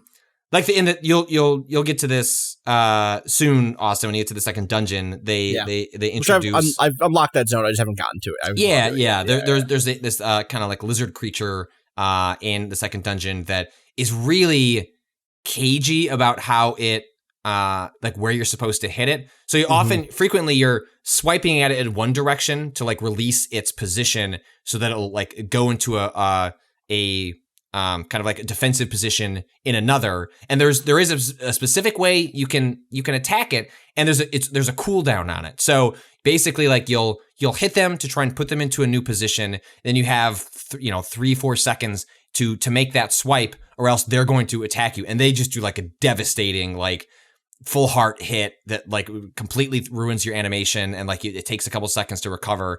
And there's sequences where you're fighting two of those at once, and that's where like the combat feels at its best. Is as cool as it is, where like in the first dungeon where you have the skeleton who's sort of like guiding your shots, like that is aesthetically cool, but is like mechanically way more interesting when you get to these enemies where you really have to be putting together, you're like kind of doing a brief puzzle in your head and then having to map that to the controller. And that's where like there are fun ideas of Skyward Sword that will never be revisited. Like they're never going to make another one of these where they map the controls in this way. Like the porting of this to the Switch like illustrates, like underscores why they won't revisit this particular approach. But there are enough sequences, especially as I go further in, that I'm reminded, like this is why I thought it was kind of fucking cool that they had to redesign the enemies to function so mechanically different than has been the case in other Zelda games. That I like it almost in spite of itself. It has enough things that I find interesting and endearing, and it's like just good enough. And maybe this is because I'm playing my second time through, but like it was a perfect sort of couch game. Like when I've got basketball on, or I'm about to run out of sports to have on, though. Like basketball's about to finish, but none of the teams I care about. Baseball playoffs aren't here, and my team is not good, so I don't like. Just throw on the Olympics. I guess that's true. Yeah, I watch watch it. Yeah. So how many people are out because of COVID today? Because Japan banished all audiences from being in there because it's a country on complete lockdown while also hosting the Olympics. Great. Yeah, it's been bad. What was the tweet that was going around earlier? So in the 6 hours it took us to clear the airport, 3 athletes tested positive. Toyota pulled TV ads despite being a $1 billion IOC sponsor, and the ceremony's musical composer resigned because of monstrous past bullying of special needs classmates. Opening ceremony is Friday. I'll just say really quick, so disappointed in Cornelius, who's the musician, who's like a musician that I like loved for years. Really? Yeah. And, that and sucks. the stuff that came out is monstrous. Is like I saw it talked about it as bullying. Does this person just say bullying? Bullying undersells it so dramatically. It is like physical psychological torture, psychological torture. It's oh no, truly like so content or trigger warning. Honestly, on going to look that stuff up. It is monstrous shit. So thoroughly cursed Olympics. It's absolutely like on top of already the Olympics always being cursed. It's double. Well, and they were cursed. necromanced to life for 2021. Yes. And they're happening again in 6 months. The Winter Olympics come around in 6 months. Where? I don't know. In one of the dwindling places where you can trust that winter weather will exist. It looks like it is in Beijing, 2022. Oh, right. Friday, February 4th. Just in time for my birthday. Oh, just for you. Happy birthday to me. Happy birthday to Patrick. Scary. Yeah. We should talk about something else, probably. What else we got going on here? I'm a little bit into Cris Tales. I want to sit with it and probably come back and talk a little bit more about it on Thursday. It is a Super Mario RPG style RPG, which is to say, like, you hit the button when you do an attack to do a little extra damage. You hit a button to kind of deflect or block. You know what I'm talking about? Yep. And then the premise beyond that is you have the power of some crystals to let you see the past and the potential future. And so the screen has, if you can imagine this, all right, you have a screen, it's a 2D game. You are in the middle of it. You're walking around a town, let's say. I'm trying to find a screenshot so I can explain this to you. I mean, I'm pulling up a trailer. Yeah, pull up a trailer. To the left, at the top of the screen is like the top of a triangle, and then it comes down, and it's almost like as if there's a panel on the left and the right, that are the future on the right and the past on the left. And so as you're walking around, you are seeing the past of the area you're in and the future of the area you're in. And you got a little frog with a top hat who can talk, and you can send him to the past or the future to get information, to pick things up, to move things around so you can kind of see things. I'll just spoil the very first one of these puzzles, which is interesting because I actually don't know how there's an outcome I haven't seen with it. There is when you get this vision, you can see that the city that you're in the future is all fucked up. And you can see that you learn that it's based on what you've seen. It's from a sort of wood rot that kind of comes in over time, and so you need to find a way to get the cure for that wood rot so you can give it to somebody. Part of what you have to do to get that cure made is do a favor for the alchemist in town. Someone has removed the label from her, like, you know, an important reagent and also like rat poison that are sitting right next to each other. And so she doesn't know which one is which. So you can go back in time. You can see the which one the label is on. You can you remember you've seen someone with that label. You go get that label to prove to this person that, like, oh yeah, I got this label from these kids who stole it from you. It was on the bottle with the red cap, because you can't just be like, I went back in time and saw which one it was. At least at this point in the story, no one knows you have these powers. And so you tell her, and then she's able to make this potion for you. And so that stuff has been more interesting to me than the RPG stuff, the JRPG stuff. Yeah, I was going to ask I found this screenshot of the combat where you can invoke past crystal. Is that just like rewind what's happening? So you can basically move the enemy into a past or future form, which is really interesting in some ways. So, like, you fight a boss. The game opens with a boss fight you can't win, and then you get back to that boss fight very quickly. And the solution to that boss fight, which it tells you, so again, I'm not going to feel bad about it. This is all within the first 20, 30 minutes of this game. I don't feel too bad about this. This is the premise of the game. Is hey, you can't beat them because they have these incredible shields. But if one of your party members hits the shields with water and then you advance time on them, that water will rust the shields.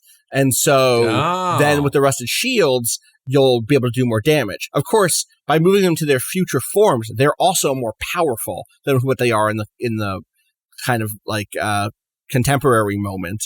And so there's a trade-off there. And I'm not deep enough into see how much that develops in terms of like, are there enemies you'd rather have at some points in the battle in their past form, at some points in their modern form? Like, like it's easy to imagine that working where like, oh, they're about to do their big attack. Let me switch them back away from their future form to a less powerful one. The game is also incredibly stylish. Like it's a shame we've talked for this long without me just saying that like it's very striking. It all has this very big, bold, colorful 2D animated look all through play.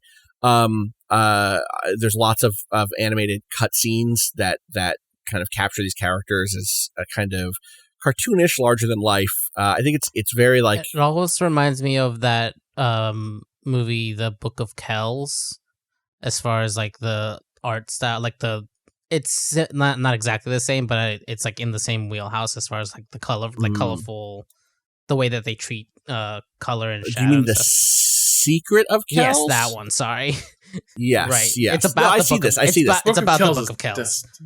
The Secret of Kells is about the Book of Kells. Secret of Kells is about the Book of Kells. I'm pretty We've sure. all been saying this. People are saying this more and more. Yeah, I could see that. It's like you're 2D, but you're moving through you're moving through environments that have foregrounds and backgrounds, and you're like walking forward through hallways and stuff. It is a game by a Colombian studio. My understanding is it pulls somewhat on Colombian like mythology. Apparently, Cado. I don't know. Is there like a talking frog in Colombian mythology at all? Is there like a frog with a top hat? There is. What? It's not mythology. It's like a popular children's book. Oh, okay. All right. Okay. I forgot What is the name of this frog? Name. What is his name? I'll just look up Colombian frog. Well, that's gonna get you. Is it the I golden enjoyed the poison resigned frog? tone of It is Cado's response. It is the golden poison frog. Wait, what? I mean, but is that for kids? I don't think the golden poison frog is for kids. He's like a little green frog. He has a hat sometimes. I have these books at home. They're Colombian children's books that are popular enough that he has a name that I cannot for the life of me remember right now, because it's like very like 5-year-old and under type books. Right. So I cannot. I'm not. I'm trying, but I cannot remember. So they're like doing the whole like this is based on exists. Colombian culture to copyright infringe. Frogs of Colombia. Yes, that. That's it. That was like a children's book. Oh I did find a thing here that says Matthias, the character who's the frog with his top hat, is inspired by the golden poison frog, one of the most deadly animals on the planet, and found exclusively in Colombia. I no longer trust this frog. I don't trust this frog at all anymore. Well, I kind of already. That's self-defense. I kind of already didn't. Yeah. Look at it. I guess that's true. Wow. Yeah. It's real rough looking. Is it? Hold on. I think I might have it. You remembered it. Rin, renacuajo.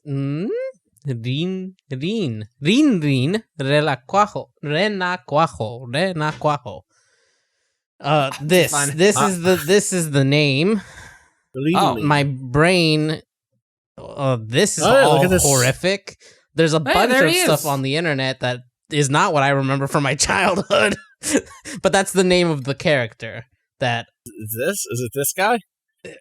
No, this is what I'm saying. No? It's just one of those like. There's a hat. Yeah. God. That cosplay? Cado, was that you in cosplay as a little kid? Yeah, that's that. I went very cute. Patrick is actually that gives me huge Patrick Klepek energy. Patrick sent an image of a little kid in frog cosplay wearing red shorts. That one's closer to what I remember from my childhood. Okay. But here's the also known as the tripping tadpole. Yeah, is a stock character created by Colombian poet Rafael Pombo. It is still reprinted in compilation of children's stories and nursery rhymes. Oh, I should note, when you send the frog Matthias back in time. He turns into a little tadpole that walks around. That's good. That's and funny. you send him into the future. He gets kind of like older and grumpier looking, which is very funny. You see here in the top left, just like big bulky cheeks and like kind of like a Can I read face. this? Can I read this? You didn't read this Wikipedia page. I didn't finish it. Rin the tadpole. Rin the tadpole represents the stereotype of the self-assured youth never listening to his elders. Yeah. He is depicted as an aristocratic dandy fashion. His mother, naturally a frog, asks him not to leave the house, but he doesn't listen to her. The companions in his adventures are a young mouse, El Niño Ratico, and an old lady rat, Doña Rotona. They go around partying and drinking beer. Finally, due to this misconduct, they end tragically devoured by predators. The mouse and rat were eaten by cats, while the frog was devoured by a duck. Yeah. Yeah, doesn't end well for old Rin-Rin. Rin-Rin don't even get to become a frog. Rin-Rin's stuck in a tadpole till he die. Yeah. That's a shame. That's cool. So I remember accidentally. That's cool. Rip to Rin-Rin. No, I mean, yeah, rip to Rin-Rin. I mean, shouldn't have gone out. I didn't realize. I feel like I saw that they were Spanish speaking developers because I saw the treatment of the title, which is Cris Tales, 2 words, but in a lot of the logos, it's 1 word, camel cased, and that's just Cris Tales, which is crystals in Spanish. So I was like, sense. That's probably Spanish speakers. I didn't know they were specifically Colombian and had a call out to this old to Rin-Rin. Oh my god! My guess is there's more there that I haven't seen yet, or I couldn't. I don't know yet. You know what I mean? Okay, here's an example. Is like this is interesting. There's this comparison between this like huge cathedral in this game to a real cathedral. I found this in an article from Modus Games called Cris Tales reveals Colombian inspirations, launches something, and launches console demo. No, that's a different one. No, this is Santuario de las Lajas. I don't know what that is. Yeah, I but it's cool. Gorgeous. Yeah, no. Mm-hmm. The times I've been to Colombia, we've hit other cathedrals that look similar, but doesn't have this bridge, the situation. That's neat. Huh. Yeah, there's a lot of it looks like there's a lot of architecture that is pulled from that's cool. Major cities. Yeah. There's a boss hiding in. Hey, there's a Bloodborne boss hiding inside that castle. Yeah. Oh, 100%. There's a fog gate 100%. When you approach that bridge. Yes. Recently, Cado, you sent me a picture of that salt. Yeah, the cathedral. Salinas de Zipaquirá, the salt mines that were turned into a cathedral, like an underground cathedral cut out of the salt mines. It's a really neat place. It's really, I went there as a child. Yeah, it's really. And I think this article is saying that also gets referenced here. Nice. So that's cool. Yeah, yeah, that's a good spot. Nice. I gotta check this out. I was interested before, but it was like RPG. I have another RPG to finish right now, which was Final Fantasy. It was Final Fantasy. It was Final Fantasy. Integrate. I finally finished that. Nice. Oh, my cat is attacking me. Don't attack. Stop it. Wait, you finished Integrate. How's Integrate? I finished Integrate. Really fucking fun. Really cool. I don't understand what the fuck is going on. And I recently played Final Fantasy VII. That was going to be my question. I was like, I'm probably going to put this off as like a hype mode for part 2. Right. Yeah. I don't need it right now. I can use that to ease back into it's short to that too. Whenever that. Right. But as short as 4 hours, I stretched it to 8 because I wanted to be the Fort Condor master. Yes, you became the Fort Condor master. Yeah, I beat everyone. Okay. Beat Chadley. Does it advance? Does it advance the story in any way? Is there any like what the fuckery? I did not expect it, but yes, absolutely. At the very end. I almost want you to just tell me. Yeah, I mean, we could just say, "Hey, spoilers." Skip ahead. I'll mark it if you want me to say it. I will say it. Are you okay with it being spoiled? Yeah, I'm not going to play this. Okay, all right. Let's mark Probably. it. Mark it. I don't play DLC. Mark it. Mark it. it's marked spoilers for Final Fantasy Intergrade. Integrate, for people who don't know, so they know what's being spoiled. Right. Integrate is the Yuffie focused expansion. Yes. Correct? You play solely as Yuffie. You get a companion sewn on later on that you can only give ATB commands to, but otherwise he auto fights. Gotcha. Okay. So that is what's about to be spoiled. Mark it. Yeah. Now, spoiler time. So at the end, the final boss of this little DLC is a character that I've never heard of. You see two characters that people I saw were freaking out about, which I think means they're compilation characters that have never been that have been only referenced once in a different game. What are their names? One of them's Weiss, and the other one's Nor?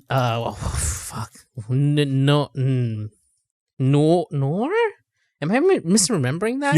Are you thinking of Cado? My brain is broken today. What's up? Neuro the Sable? Are you thinking of near replicants, Vice and Noir? Is that what you're talking about? No, you're sure? No, it's not a book. Vice has white hair, and he's in Shinra somewhere. Yeah, it's a thing. Yeah, this is a Crisis Core and Dirge of Cerberus character, huh? Yeah, that man. And then there's a person that he's talking to who you actually fight, and who gave me very what's his name, Vincent vibes, but I don't know what their connection. I assume they're connected. Certainly, another Dirge of Cerberus character, some sort of anti-Vincent. I cannot remember his name. I just beat him yesterday. My brain is broken right now. He has these fake wins. He's evil. Wait, is there somebody named Evil? No. No, I was just saying. No. Nero the Sable? Yeah, there we go. Okay. I don't know. That's where my brain was in that area of the near. Yeah, I gotcha. Yeah. So he is the final boss, and they're given no preamble or anything. It's not he learned the backstory. It's my god! No, this is absolutely if you know, you know. You know what's going on here. Well, that was the case of the end of Final Fantasy VII as well. Nobody that played remake, you mean? Right? But when they introduce what's his face, the soldier character alongside Cloud, Zack. When Zack shows up in the cutscenes, right. And then after that, you go on this whole mission as Yuffie to infiltrate Shinra. It basically ends at the plate 7 drop. She sees that. Oh, so it's a side. It's okay. Yeah, gotcha. yeah. You actually run into you can play Fort Condor against Jesse and Wedge because they're still there. They're not dead yet. Oh. And Rip. It ends. Yuffie watches the plate collapse, and then there's 10 minutes of cutscenes where it's Yuffie on a chocobo headed out from Midgar, going on an adventure. Then it jumps back to our original cast, leaving Midgar headed towards Calm, which is the first spot that you head up in the original game. Yeah. And there's just some good fun we're road tripping, walking down, discussing our future stuff. You get Zack back in Midgar. Our Midgar or his Midgar? R. It looks like R. It looks right after the plate, after the plate drop, because there's refugees. He goes to the church looking for Aerith, expecting her to be there, but she's gone. Right. But there's a bunch of refugees hiding out there because it's safe from wherever the plate had dropped or whatever, I guess. Right, so it's moved that forward of this is gonna be a storyline in the next part probably of what this new he's here, that changes everything. Yeah, exactly, right? Moving forward, what is that gonna be you see them the main team catches up, gets a nice hitchhiking ride with Chocobo Bill to Calm, and you see they're left right outside the city. there's like a storm brewing, it starts to rain, and then like that seems like you're gonna start like right outside Calm or something. Like it does seem like it's just gonna continue, at least with that group, the main storyline as we know it. But I'm really interested in like what the Zack, like I don't know any of what originally happened. It like is making me want to actually play those games. Wait, in terms of what? In terms of whatever the side stories, Crisis Core, the rest of the compilation of like, right. You know what happened with Zack though, because that's a plot point in Final Fantasy VII. Yes, what originally happened. The end of Zack's story. Yeah, okay. I do. Yes. My understanding is there's nothing in like Crisis Core that's going to explain why Zack is back. No, it's just that. But Zack's a very important character. Yeah, and he doesn't even in Final Fantasy originally. He doesn't get that much characterization. Like you understand why he's important to that story, but he's a side character meant to like characterize Cloud. And yeah. So like, yeah, I get it that it doesn't really matter. No, like yes, he's alive. That's the big important thing. But I kind of want to know who the character is to kind of see. Yeah. All right. So understand more. When you get in your PSP? God. No, I mean, I might play it. When there's that fucking iOS thing happening? I might what iOS thing? They're releasing the entire compilation, like all of it. I didn't realize. Yeah, it's going to be a free to play thing. I think that essentially the game's okay. The game story is planned to be remade from scratch for iOS and Android as part of Final Fantasy VII Ever Crisis, along with most of the compilation of Final Fantasy VII games. Yeah. Okay. Yeah. So it's probably like your window into that side stuff. Oh, that's coming out in 2022, and it's planned to be released in monthly episodic installments. Hell yeah! God damn it! How else do you think they're gonna bridge you to Remake 2 getting announced? Right, of course. Because now at this point, I would say I'm fairly certain the Final Fantasy VII Part 2 will not be next year because I don't think so. They seem to be implying that the next major Final Fantasy, which is what 16 is like pretty far along, and that you think did you see the clip going around from Yoshi P about how he doesn't want to? He doesn't want to show it. He doesn't want to show it until he doesn't want to show it until it's done. Until it's done, basically he's like, done. What's more fun? He's like, I don't understand why people want to see the game until it's ready. Like when it's done, what's better? Do you know what company you work for? The funniest thing about that clip, so it's him, I forget who the second person is, and it's Yoko Taro. And they're talking about this very openly in a way that's like, the company wants us to show something at TGS. I don't want to show anything. So, and it's. I think there will be. It sounds like there will be something at TGS. I was going to say that sounds like you setting up. You still showing something at TGS. That is exactly what it is. That is the way that they joke about it and laugh through it. It makes me feel like we will get something at TGS. But I bet that game comes out next fall. And then Final Fantasy VII 2 is the big game the year after that. So I think that's 2020. So I think 2022 is going to be. Me playing a pinball gotcha game and then swiping over to Final Fantasy VII Dirge of Surgeris iOS. Yep. There it is. I don't. Yeah. How could I? I could probably find a PSP. Make Cado play Dirge of Cerberus iOS on PS2. Yeah, I have. Yes. I still have a PS2 natively on PS2. Yeah. None of this emulation. I could do it. I just need a of Final Fantasy VII. I just need a copy. I'll try to hunt that down. See if Video Games New York can hook me up. I bet they'll have it.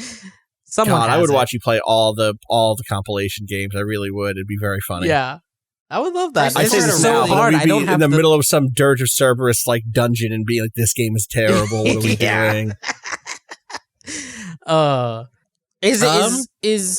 What is it? Crisis Core, the PSP one? There's a mobile one too. Crisis Core is the yeah. Yeah, it is. Before Crisis? Before Crisis was the mobile one. Okay. Yeah. Crisis Core is cool. It's got like a weird lottery combat system. What? Like a slot machine. Slot machine. It's weird. I played through it in its entirety at the time and I quite liked it, despite not like caring that much about what's up with Zack. And that's Tabata, who would go on to take over Final Fantasy 15 and to do Type 0 and Agito and some other stuff. Do we think which I know people don't like Tabata, but I don't know. Do we think there's a clean break for Final Fantasy Remake 2 as far as like saves? Like, am I keeping that save. Oh. You were starting at level 1. Yeah. For absolute. Yeah. Okay. I mean, There's no doubt. I wouldn't be surprised if they give you some sort of bonus, like, hey, definitely. You'll get a special costume. Maybe a costume, a weapon with some extra slots early on. You know what I mean? I mean, the ending of that game sets up with because of your interaction in the storm, you've lost some of your powers. Start. You know what I mean? Yeah. It's not going to take very much to. So you were gonna say Yuffie? Does Yuffie? I've heard that Yuffie plays substantially differently from other characters. Is that true? Yeah, she's just she's melee and ranged, which is a first. Like everyone else is, one or the other depending on their weapon. But she also feels kind of overpowered because she is the only character you play in this one. Like they tuned it for it being just her and Sonon. And it's really fun. Like you can throw out your whatever shuriken you have, and it'll spin on an enemy, and then you can throw out magic ninjutsu attacks that you can then attach a certain element to by using an ATB charge to get their weakness. Yeah, you can pick which element. There's a lot of really fun options with her. You can also build her as beast DPS. She has really fast attacks, so you can get crit rate up stuff that feels broken at times. She's got a lot of versatility in a way where it's you design this for this solo adventure, and she will never leave my party if she's exactly the same in the other one, if that's an option, obviously, which they kind of changed with the remake anyways. There weren't that many times where you were choosing. There was a couple of those, but mostly they kind of forced whatever your group was going to be, whatever they wanted. So maybe that's how they work around it, is it's not that's the big question with this. Now we're moving into the part of the game which was technically open world in the original. How open world is it? Is it going to be linear? Do you get do you get the phone? Yes. Yeah. Yes. It will be linear. It will be more linear. I think you'll have the same style of open-ish moments that you had in 7 Remake, where you could go back to places you've been. Right. I have I don't think it's going to be like Final Fantasy 15, where you eventually get a car. Final Fantasy 15, you start as a car. Yeah. But we start with a car. You start as a car. Right. The car guys. You do kind of start as a car. You start pushing a car. But yeah, I don't think you're going to get a huge open world map. Right. Maybe I'm wrong, but I don't know if they can get away with not letting you have an airship if they just point, fucking put in an overworld map with a little chibi on it. Fuck it. Let's go. Yeah, of course you would. You believe that. I believe that. We believe that. I don't think anyone else would like it, I guess. Certain sort. Yeah. I think people would like it. I think that, I think that it might go against the vibe that. Yes. I think there is, is 7 the last time they used that sort of chibi overworld map? Everything since then has been unified largely in terms of visual style in the main series. Yeah. They don't have a different. It's not modal in that way. And so it would have. I think it would have to feel like Final Fantasy 15, which is such a different game design. Yeah. In terms of the world layout and stuff. And hey, maybe it goes that way eventually. I don't know. That game would be huge. Oh, also, yes. One big thing. Well, it's not big. I'm excited because I'm a fool. Just there was confirmation at the end of Intergrade that Fort Condor was still a real place and not just this board game. Not just a video game. Yeah, the Condor flies overhead at the very end. I I'm see. Great. Yes, We're gonna still get that. That's good. Fort Condor, as a reminder, is like an RTS. It's like a little mini RTS, right? And in this, from the footage I've seen, it looked like not Clash of Clans. What's the other? Clash Royale is what it looked like to me. I don't know if I'm the only person who knows what Clash Royale I don't is, actually know what I've heard that comparison made enough times. And I'm in Clash Royale, sure that's true. Yeah. Okay, you just you plop down units and they walk towards the enemy and attack whatever they hit first, basically. Yeah, it's that, but 3D. It's almost exactly this. I sent a screenshot of Clash Royale. Yep, there's two. There's two fucking. There's exactly two choke points and a center thing that divides the map. I don't know if this is true of this game, but in that one you can only summon units as far as your furthest unit. That is correct, I believe. Yeah. I think it is literally this game. There's also like spells that your towers can do. You see a little fireball icon? Yeah, that's what I was looking. That's a spell. Cool. Yeah. Yep. Mm-hmm. Oh my god! I'm not dissing it. For Condor seems like a sick game. It was fun. I'm not. I had a good time. Yeah, but it is just this. Maybe I'll check this out someday. Clash Royale is a game I never let myself play because I saw Brad Shoemaker play it back in the day. I watched some videos of him playing it. And I was like, I can't do this. This is like, I will play this nonstop because the core model seems so pleasurable to the brain. Right. So, yeah, that's a little bit. Anyway, that's a little bit why I spent 4 hours before doing anything else in Intergrade playing Fort Condor. So yeah. But yeah. Final Fantasy thought here. Friend of mine just tweeted a link to the 90-second Final Fantasy X/X2 HD commercial that came out because I guess it's the anniversary for X or something. And this commercial is just people. This is so sad. This commercial is just people crying and saying goodbye to each other for 90 seconds. Well, you know, if you've played Final Fantasy X, yeah, I mean, I get it. Thematically, oh my god, consistent. Bit of a spoiler. It's just people screaming and yelling about how sad they are. It was very affecting. Oh my god. Anyway. I need to know. Maybe someone can write in. I was not able to do the research on this, and so maybe someone summarize it for me. So, I really liked 10. I've told the story of how I liked 10 too, and then my memory card was lost in the mail when I went to college. I just never got back to it. But I liked the premise of that game, and you know, being a pop star trio going around doing whatever. I forget what the setup was, but there was a quote going around that there is a story outline for X3, and people are furious that they would even consider doing it because apparently there was a novel that advances the plot of the Final Fantasy X, you know, particular series further that is so just like, I mean, the disgust I saw in like different message board threads and Reddit threads was like, no, you ruined it. You don't get to go back because the person who did the outline is whoever was the chief designer on 10. I forget which person it was, but basically like this was scorched earth. Like the fans that like if you want to go back after what you did in the novel, in the book, and I need to know. I need someone to write in and explain to me what happened that has made people so upset. We'll revisit it in a maybe on Thursday's show, but I need someone to summarize that for me about why things went so wrong. That because Final Fantasy X is a game that a lot of people like, including myself, and I would probably revisit that world. But why have people said no? You're not allowed. Please write in and explain it to me. So I can join you in the chorus of being mad.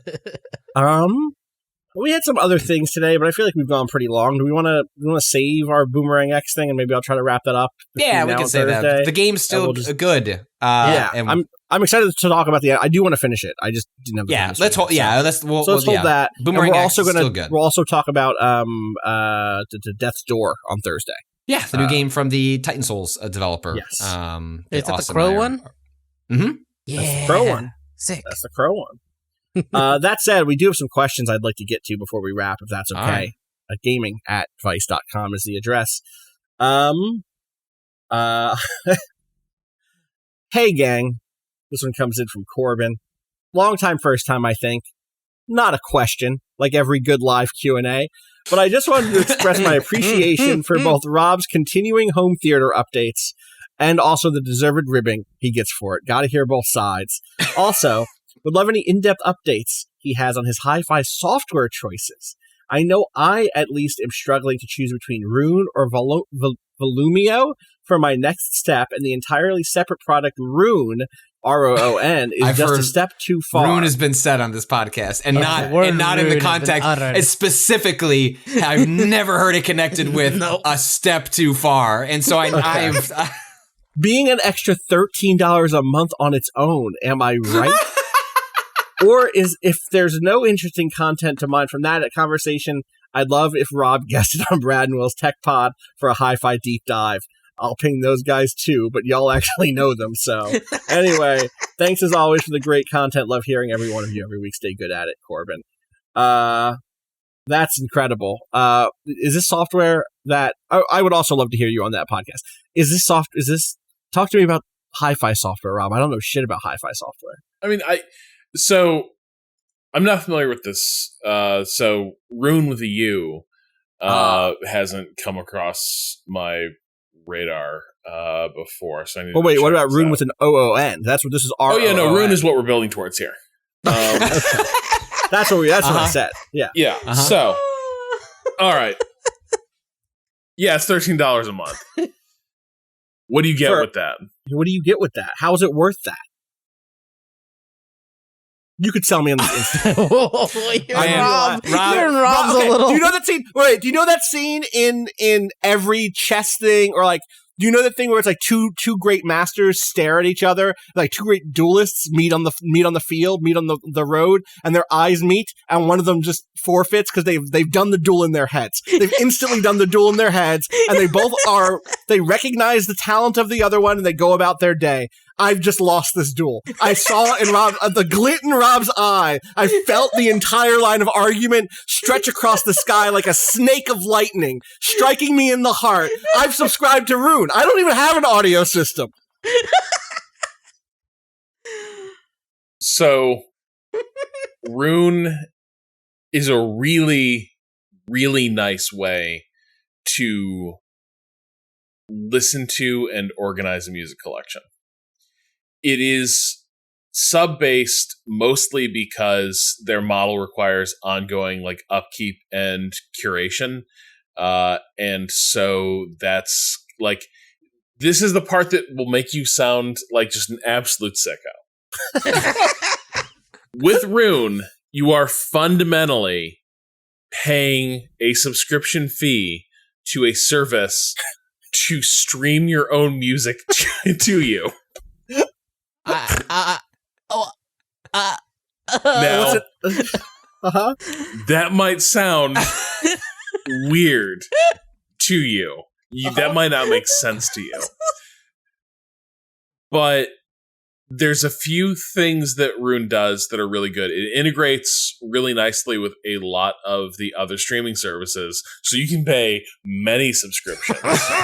So it streamlines it. They just all dovetail together. I see. Rune also has not. I don't want to overpromise here, but you know how like within like I don't know a few hours, Spotify will take you into a taste cul-de-sac if you're like listening to Spotify Radio or like building off of Spotify playlists. You're like. Spotify quickly becomes like, this is all the same shit being reflected back to me again and again. Rune's stuff in that vein is much better. And it is, and again, because it is breaking across multiple like streaming services, its recommendations can pull from different libraries. So like this kind of tells you where Rune is coming from. Rune is very proud of their integration with Qobuz, which is the French like audiophile-oriented streaming service that I subscribe to for a reasonable $300 a year. That's more than $12 a month, Rob. Pardon? That's a lot of money. That's a lot of money. $300 a year? It might have been like $250. What are you getting? Oh, with it's like $20 a month. Yeah. Yeah. Like lossless or near lossless streaming. Oh. You got to go on this tech pod. And we got to get this motherfucker to Will and Brad immediately. Patrick, Qobuz's classical library is just next level. Oh. Like nobody else is even in the same league as Qobuz. Like you can they got it all there. You're telling me that when I search for like Mozart on Spotify and it's just like an MS Paint, cover that's just of a thing called like 37 Mozart songs to relax to. That's not the height of classical? No? I expect that should be just straight MIDI. So no information on those tracks. No. It doesn't say who performed them, where they were, when they were recorded. this is the thing. So Rune is like has organized basically all the liner notes for a lot of these things. Now, Kobuz, of course, has the actual liner notes usually scanned in with their collection. So Kobuz is great. Has some glitches. Wasn't happy about it, but I liked where they're coming from. Rune also organizes stuff like who was the session musician on this. So you can sort of like pull up everything they were a session musician on. So it's very like, it's for if you want to go down Wikipedia rabbit holes with music. Yeah. Rune is there for you. Rune has really good curation. Rune is also really good at cleaning up a lot of the metadata for your own collection that might just like, sometimes it's like, why is this album, why are its tracks all out of order? The whole album experience is broken. Rune's just going to usually just step in there, clean it right up. Why does it say that I have music from J-Z, J space Z, JZ one word, J space hyphen space Z? Yeah. Yeah. And the other thing that I kind of dig about Rune is that its editorial library is actually pretty good. Like their artist bios are really detailed. And then, like, album by album, like, they've got generally really first-rate crit, like, built into the player. So, why is this cool? Because I'm just sitting here on my couch, listening to Rune, controlling my music library through the Rune app, which is seamlessly integrated across. It's like you're running Spotify, but it's on your own network. And it's got a better collection because it's both your collection and then these other services that Rune is integrated well with. And you can just sort of be sitting there, like reading up about the artists you're listening to, or like pulling up like covers of the same song. It's really nicely featured. And so it's just very pleasurable to use. And it also will let you know if it doesn't think your sourcing is up to snuff. It's like, hey, there's a lo-fi link in this chain of hi-fi. Unbelievable. And you're like, God damn, I got to fix that. And Rune's like, let me tell you where you need to clean up your sourcing. So, now, I don't know if it's going to stay around. You can, of course, buy Rune and stop paying a subscription fee. Oh. For just $700. Yeah, okay. Rune can be yours to keep. That seems, but if you're good, I feel like, I mean, these services are not for me, but if this speaks to you, the $700 is a better value proposition than the $300. Because do you get $300? You're confusing. $300 is a different service he would still need to subscribe to. Oh, you do. 300 was a different thing. Yeah, that was the music listening. That was his classic focus. That was a Kobuz. But Rune and Kobuz are like this. Yeah. So I can't live this life that you live. No. This is immaculate living that I can never. I can't come here with you. Oh, quick thing though. That Kobuz subscription came with a store discount, so that you can buy the hi-fi like downloads and the lossless downloads of their collection for like a song. And the savings are the savings rack up pretty quickly. So all you have to do is like, if you're like, I am committing to buying like $600 of music in addition to the $300 of what the subscription fee was for Kobuz Sublime, you're actually turning a profit. It's crazy. Like they're just giving this stuff away. I'm gonna clip this. Put it on a CDR. Send this to your partner. Just like, listen. I don't know what he's telling you. I don't know how much of this gets out. I need you to listen to this segment. So, addendum. My partner, MK, is still using Spotify. Yeah, just not even the higher fidelity, like just basic Spotify. A person. Yeah, it's well. This is the other reason I can't. Like, we shared an account. I can't use it anymore. Because it's like, wait, you just clicked add album to your collection, so now all these album tracks are in the library. You didn't need to do that. Like, Spotify's not good at that. Yeah, but So you're paying for 2 Spotify subscriptions now? No, I just because you're just on Spotify. Qobuz. Yeah, You're just So you want? You know what? We're gonna move on. I do have to I gotta ask, Rob. Are you gonna get a nucleus?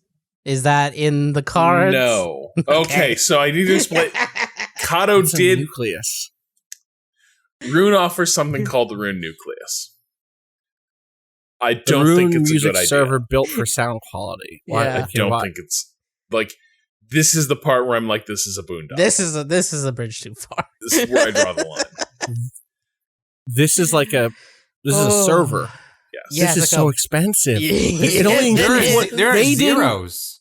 They didn't include the lifetime Rune thing in this price. That doesn't cost them anything. No. The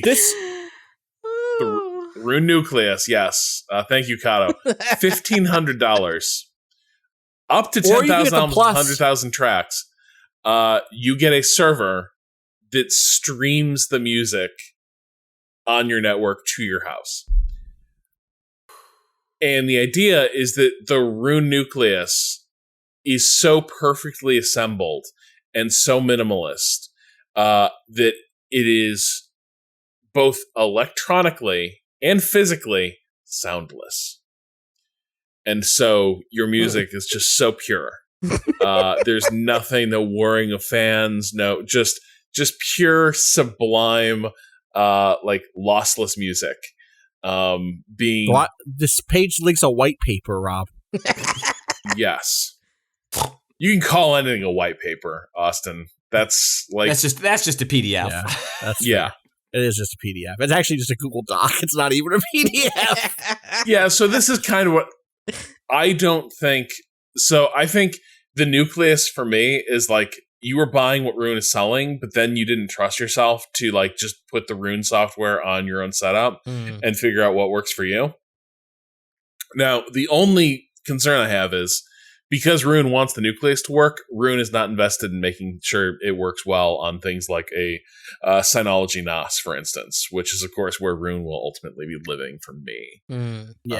So, yeah, we'll see. We'll see. Cado, you posted this thing, Nucleus price $14.59, includes 1 year Rune subscription, which I think is outrageous. They didn't even do a second year. Library capacity, 10,000 albums, 100,000 tracks. Multi-room streaming up to 6 simultaneous zones. DSP capability. All DSP functions available in the PCM domain. Certain combinations of function using DSD, unsampling, or multi-channel processing may not be possible. Well, guess what? What if I want certain combinations of functions using DSD, unsampling, or multi-channel processing?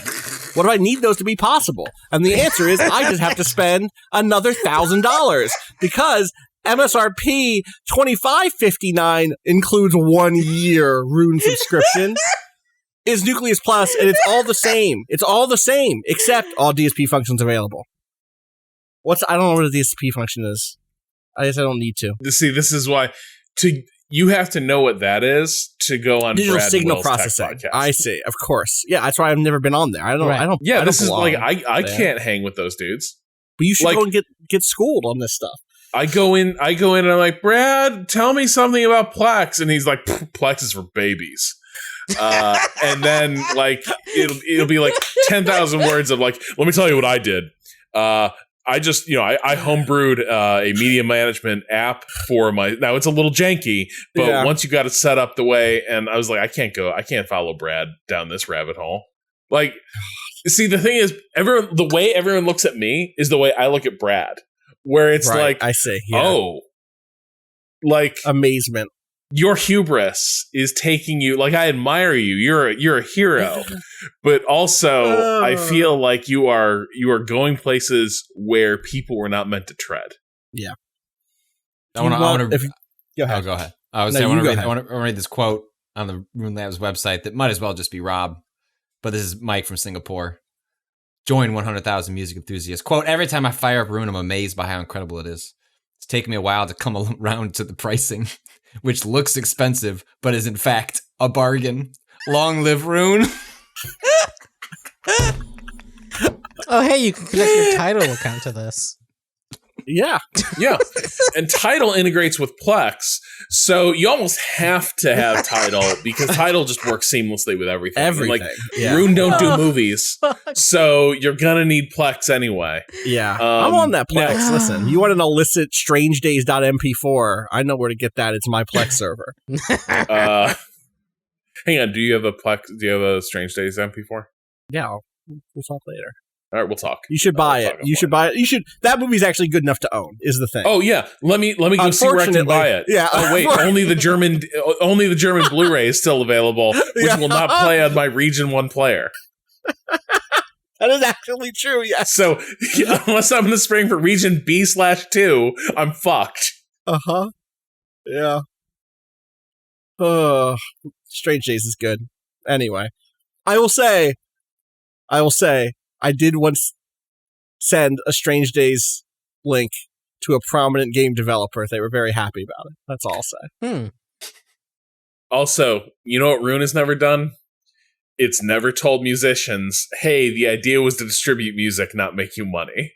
Like, you're not going to catch Rune out there being like, why are you ungrateful bastards asking for money for? Yeah. You see that Vimeo shit? Did you know this about Vimeo? How Vimeo's music or like movie money. Is Vimeo bad now? No. Yes. No. I missed it when Botchamania did this, or had this happen to. But some other small filmmakers this past month posted that their video had gotten a few million views on Vimeo, and so Vimeo sent them a note saying, all right, you just give us $10,000 or else we're going to block this video because it's getting so much traffic. And that's the model, it turns out. Like, that's how Vimeo works. There's no ads, which I hadn't thought about how Vimeo works before.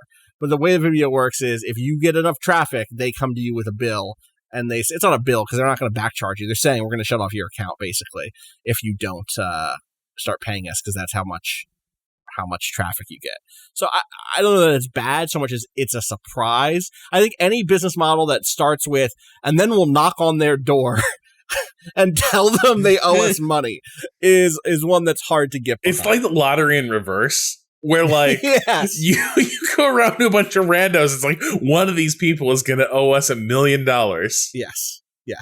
Well, like, and I think that the ideal is whatever you've gotten 1 million views on is like a trailer for a project that's going to make you enough money to pay that $10,000 to keep your account active.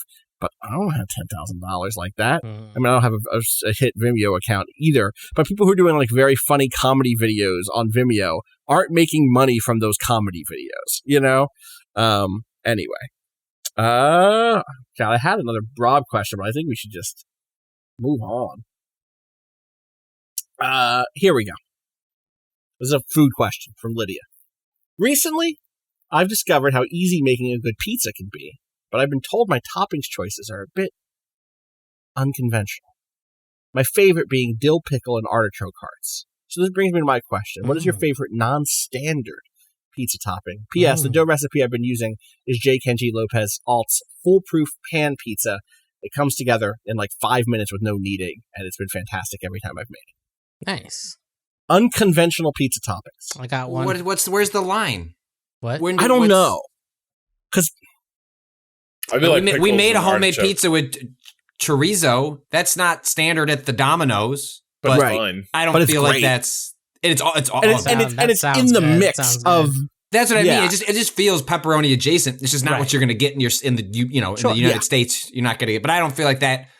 That's as close as I can get. But I feel like Cado X has a real answer that goes. Oh yeah, I've used mango chutney as a sauce base on pizza, which is delicious. Wow, that's a different. Sweet. I was gonna say that would be. It is pretty sweet, group. But then you put some what did we do? We did pancetta on top. You know, crisp it up a little bit, then toss it on there to add some saltiness, and it's just what else did we put on? We put broccoli on there. It was really good. It was delicious. Sounds great. It was like fantastic. Trader Joe's has like a mango chutney thing that's comes in a little jar that has a little bit of spice to it as well. It's not just pure sweet. There's a little kick of heat in there. It's nice. Yeah, that sounds good. My favorite non-standard pizza that I've had ever is it was goat cheese, which I know, Cado, you don't like goat cheese. Nah, I can't do it. Onions, caramelized onions, apples, and honey. And it was not a lot of honey, not overbearing, just enough. Was this homemade? This was grilled for me at a party in Brooklyn. Nice. By a person whose job it is to be a pizza expert. Damn. Nice. It's like one of the pizza tours of New York people. Wow. You know? And it was a world-class pizza referee. That reminded me of one of my favorite non-standard pizzas I've gotten at a restaurant. They called it the Irish pizza. It was corned beef, potatoes on a honey white sauce thing that they had made. It was that might be it was good. It was not very sweet. Subtle. It was very subtle. Yeah, okay. But yeah, it was beautiful. This was next to the studios when I was in college, the art studios. So after they were also open late, and it was just great to grab one of those on the way out at 2 a.m. Just I want to shove all this potato and meat in my face. It's delicious. Yeah. Oh. So these are all very cheese board style pizzas. That is that is where we've all been. I think the chorizo isn't. I think the chorizo, Patrick's chorizo, is well within the realm of I think so too. It's traditional pizza. I bet you could give it to a lot of people and they go, oh, this is really good, but you're never going to get outright revulsion over that's just not what you do with a pizza. I don't feel like that. No, because sausage is sausage after a point too. Mind you, I will go to bat for different forms of different every culture has figured out, hey, meat in a tube. Yeah, it's good. Yeah, and it just kind of changes based on what it is you're putting in that tube. Can we go back to that place that had that really good chorizo breakfast? In LA? Yeah, that was wow. I hope they survive. Yeah, can we go back there but never live in that house again? That's the trick. That's the trick. Yeah. So, but I just had an idea. So, Patrick, if you put Mexican chorizo on a pizza, all the oil comes out. Would it fry the pizza in the pan with all the excess oil? Because we've all had that pizza, right? Where accidentally sort of for instance, really good pepperoni, so much oil comes out of it that the pizza itself gets lightly fried. Yeah, you got to get paper towels out just to as you. You're right. But if it's cooked with it, there's actually a frying layer, a crisp almost, is what you're saying. Yeah. Yeah, I'm saying you want to deep fry a pizza in chorizo the juices oil. of chorizo. And Oh my god. This sounds like an experiment that must be done. We gotta do it. We gotta find out. That sounds. What was our great. lasagna invention? The lasagna burrito we've tried. Yeah. Have you tried the chorizo, the fried chorizo pizza? That Another sounds Waypoint delicious. original. Do you guys feel there's a meaningful difference between pizza and flatbread, though? Because some of these pizzas that were described, I'm I feel I'm not opposed to flatbreads, but I'm also if I'm I'm in the mood for a pizza. Yeah. I am probably not in the mood for the quote unquote Irish pizza. I should say when I had that apple pizza, it was not the only pizza on offer. There was a collection of pizzas. I also had an incredible slice with zucchini. There are other more traditional pizzas, and it almost became. I think served alone, I can hear the case. Cado actually sounded like you have a strong pizza argument. In my mind, the flatbread and the pizza are separated by their crust. A flatbread is generally thinner than even a thin crust pizza, and usually more stable. A thin crust pizza, the dough is, I don't know. I feel like a flatbread. You're never gonna get flatbread that sags, that sags really. But you get a thin, it's a different type of bread. It feels like that's where I would draw the line, because the thing that I made with mango chutney was absolutely a pizza. We used pizza dough. It was a good, substantial crust. The dough. Right? I think the dough is the key to separating that out. Everything else besides the dough can change. Yeah, totally. For you. Absolutely. Okay. You can put whatever the fuck you want, as long as it's pizza dough and it's got a nice thick crust. Not even but thicker than what my brain says flatbread is, which I think flatbread is generally thinner and therefore tends to come out crispier or like a little harder than a little most pizza. Firmer. Yeah. And a lot of restaurants half-ass their flatbread as just some sort of like menu item that I think that it's gotten a little bit devalued. Yeah, I mean, this is from what I'm looking at here. The case that people are making is flatbreads use unleavened dough and pizza, of course. Okay, that would make sense too. Has yeast. Yeah. As to why the difference. Yeah. That would make perfect sense. That's what I'm going to stand by. Yeah. But I get where Rob, I do want to say, I do get where you're coming from in terms of taste profile and experience. Sure. I got one more food one and we'll wrap up. This one comes in from Luke. Thanks so much for working so hard to produce 2 episodes, more now with Waypoint Plus, waypointplus.com, of my absolute favorite podcast every week. Y'all are the best. Thank you. I've never written in before, but I've also never been so affronted as I was by Cado's baseless claims that dumplings require stuffing to be dumplings. Look. This was a spear thrown right through my Central European bohunk heart. And the youth spent eating Nadilki, I think. It's Czech for dumplings. I'm sorry if I'm mispronouncing that word. I'm rushing to put it into Google so I can hit it's not there. I thought it would just tell me what it did. Yeah. It didn't. Czech for dumplings. I'm talking about the fantastic, unadulterated base form of dumpling, of which the myriad stuffed variants are simply derivatives. It's also worth noting there are plenty of derivatives with basic bread dumplings that also aren't stuffed, from spatzels to potato dumplings to gnocchi, which we talked about. The moist steamed / boiled exterior and the soft spongy interior of a good dumpling provide a wonderful texture and make it perfect for absorbing sauces. Shout out to my mom, who 15 years ago, when I started being vegan, developed a note-perfect vegan version of chicken paprikash, my ultimate comfort food, traditionally consisting of dumplings, chicken, onions, and a sauce made of paprika, broth, and sour cream. I love stuffed dumplings too, from Chinese steamed buns to gyoza to the pierogies championed in the Cleveland area where I grew up. But the basic bread dumpling is, in my estimation, the GOAT, and the base form conjured to mind when the word dumpling with no further descriptors. If it's not a pork dumpling or an apple dumpling or whatever, it's just a dumpling, and then it's not stuffed with anything. So, thanks again for all you do. And I gotta say, I did, after that original thing, think about chicken and dumplings as a dish that I would never not say that those are dumplings, but those are. But the thing about it is, when I think about chicken and dumplings, I'm thinking about the dumpling completely, like, having completely absorbed the chicken broth and the sort of like sauce, because at that point it's like still this deeply flavorful thing that has absorbed all of that flavor. And that, I think, is maybe, like, in my mind, I hadn't ever made that connection, but it's still a thing filled with flavor. It's just it's filled with liquid flavor instead of being filled with solid something else. Yeah. I never had chicken and dumplings. That's good. And yeah, no, just before this conversation, really, like, in my mind, like, a dumpling was a stuffed thing.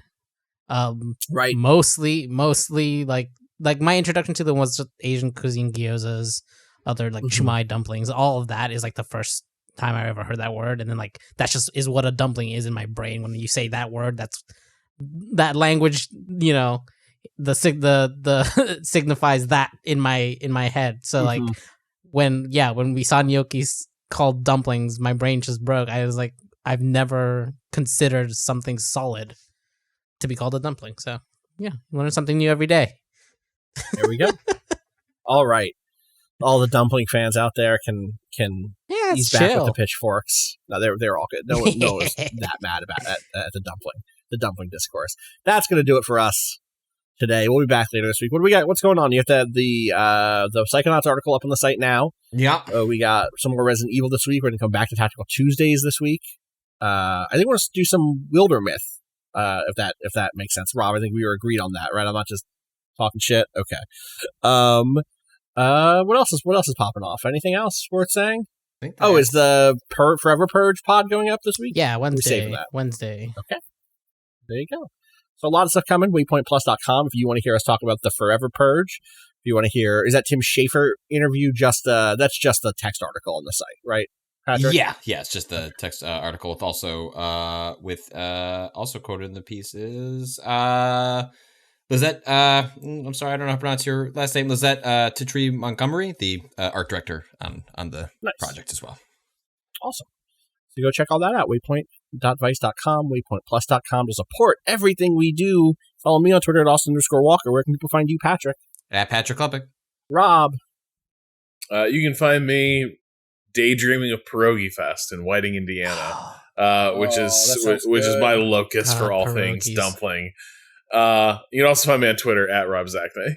Can we do a road trip? Why can't we go around to every... I want to go to like a summer... Like a state fair. State fair, but petition for them to let us do a video panel. Oh, yeah. Like, we'll just set one up. Maybe, like, we just like, hey, it doesn't have to be like, you don't have to advertise it. They would let us pod out of a Waffle House, right?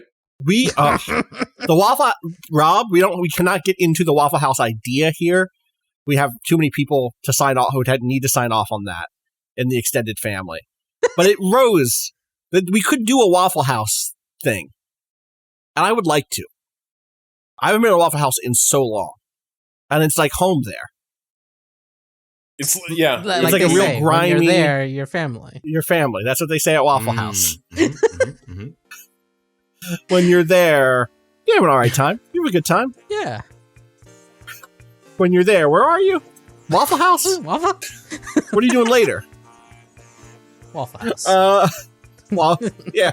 What are you doing later? Waffle House. That's right. And put that energy in the air. Thank you to Bowen for letting us use the track Miss You off the EP Machine. Find out more about that at waypoint.zone/BOEN. We'll be back later this week with more. Until then, fuck capitalism. Go home. Peace.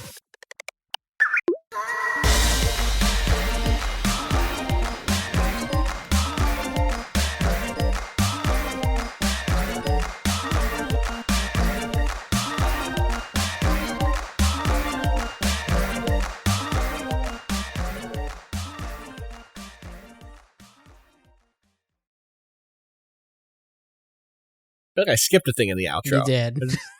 Fuck, what did I skip in the outro? Cado. Where's Cado? Where do you find you? _Cado_ appears. Thank you. Is that it? Yeah. That's God, it. Shut up. Get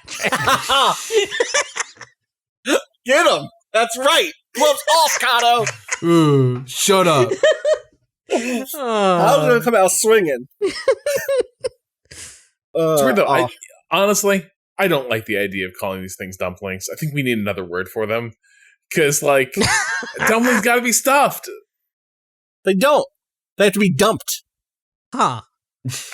Wait. Shit. Uh-huh. This is real. Yeah. Fuck. Yep. Even the fried? Yeah, I guess even the fried ones. I'm looking up the etymology of dumpling. It's a really big word. It encompasses so many ideas that one could say it's not usefully descriptive of anything.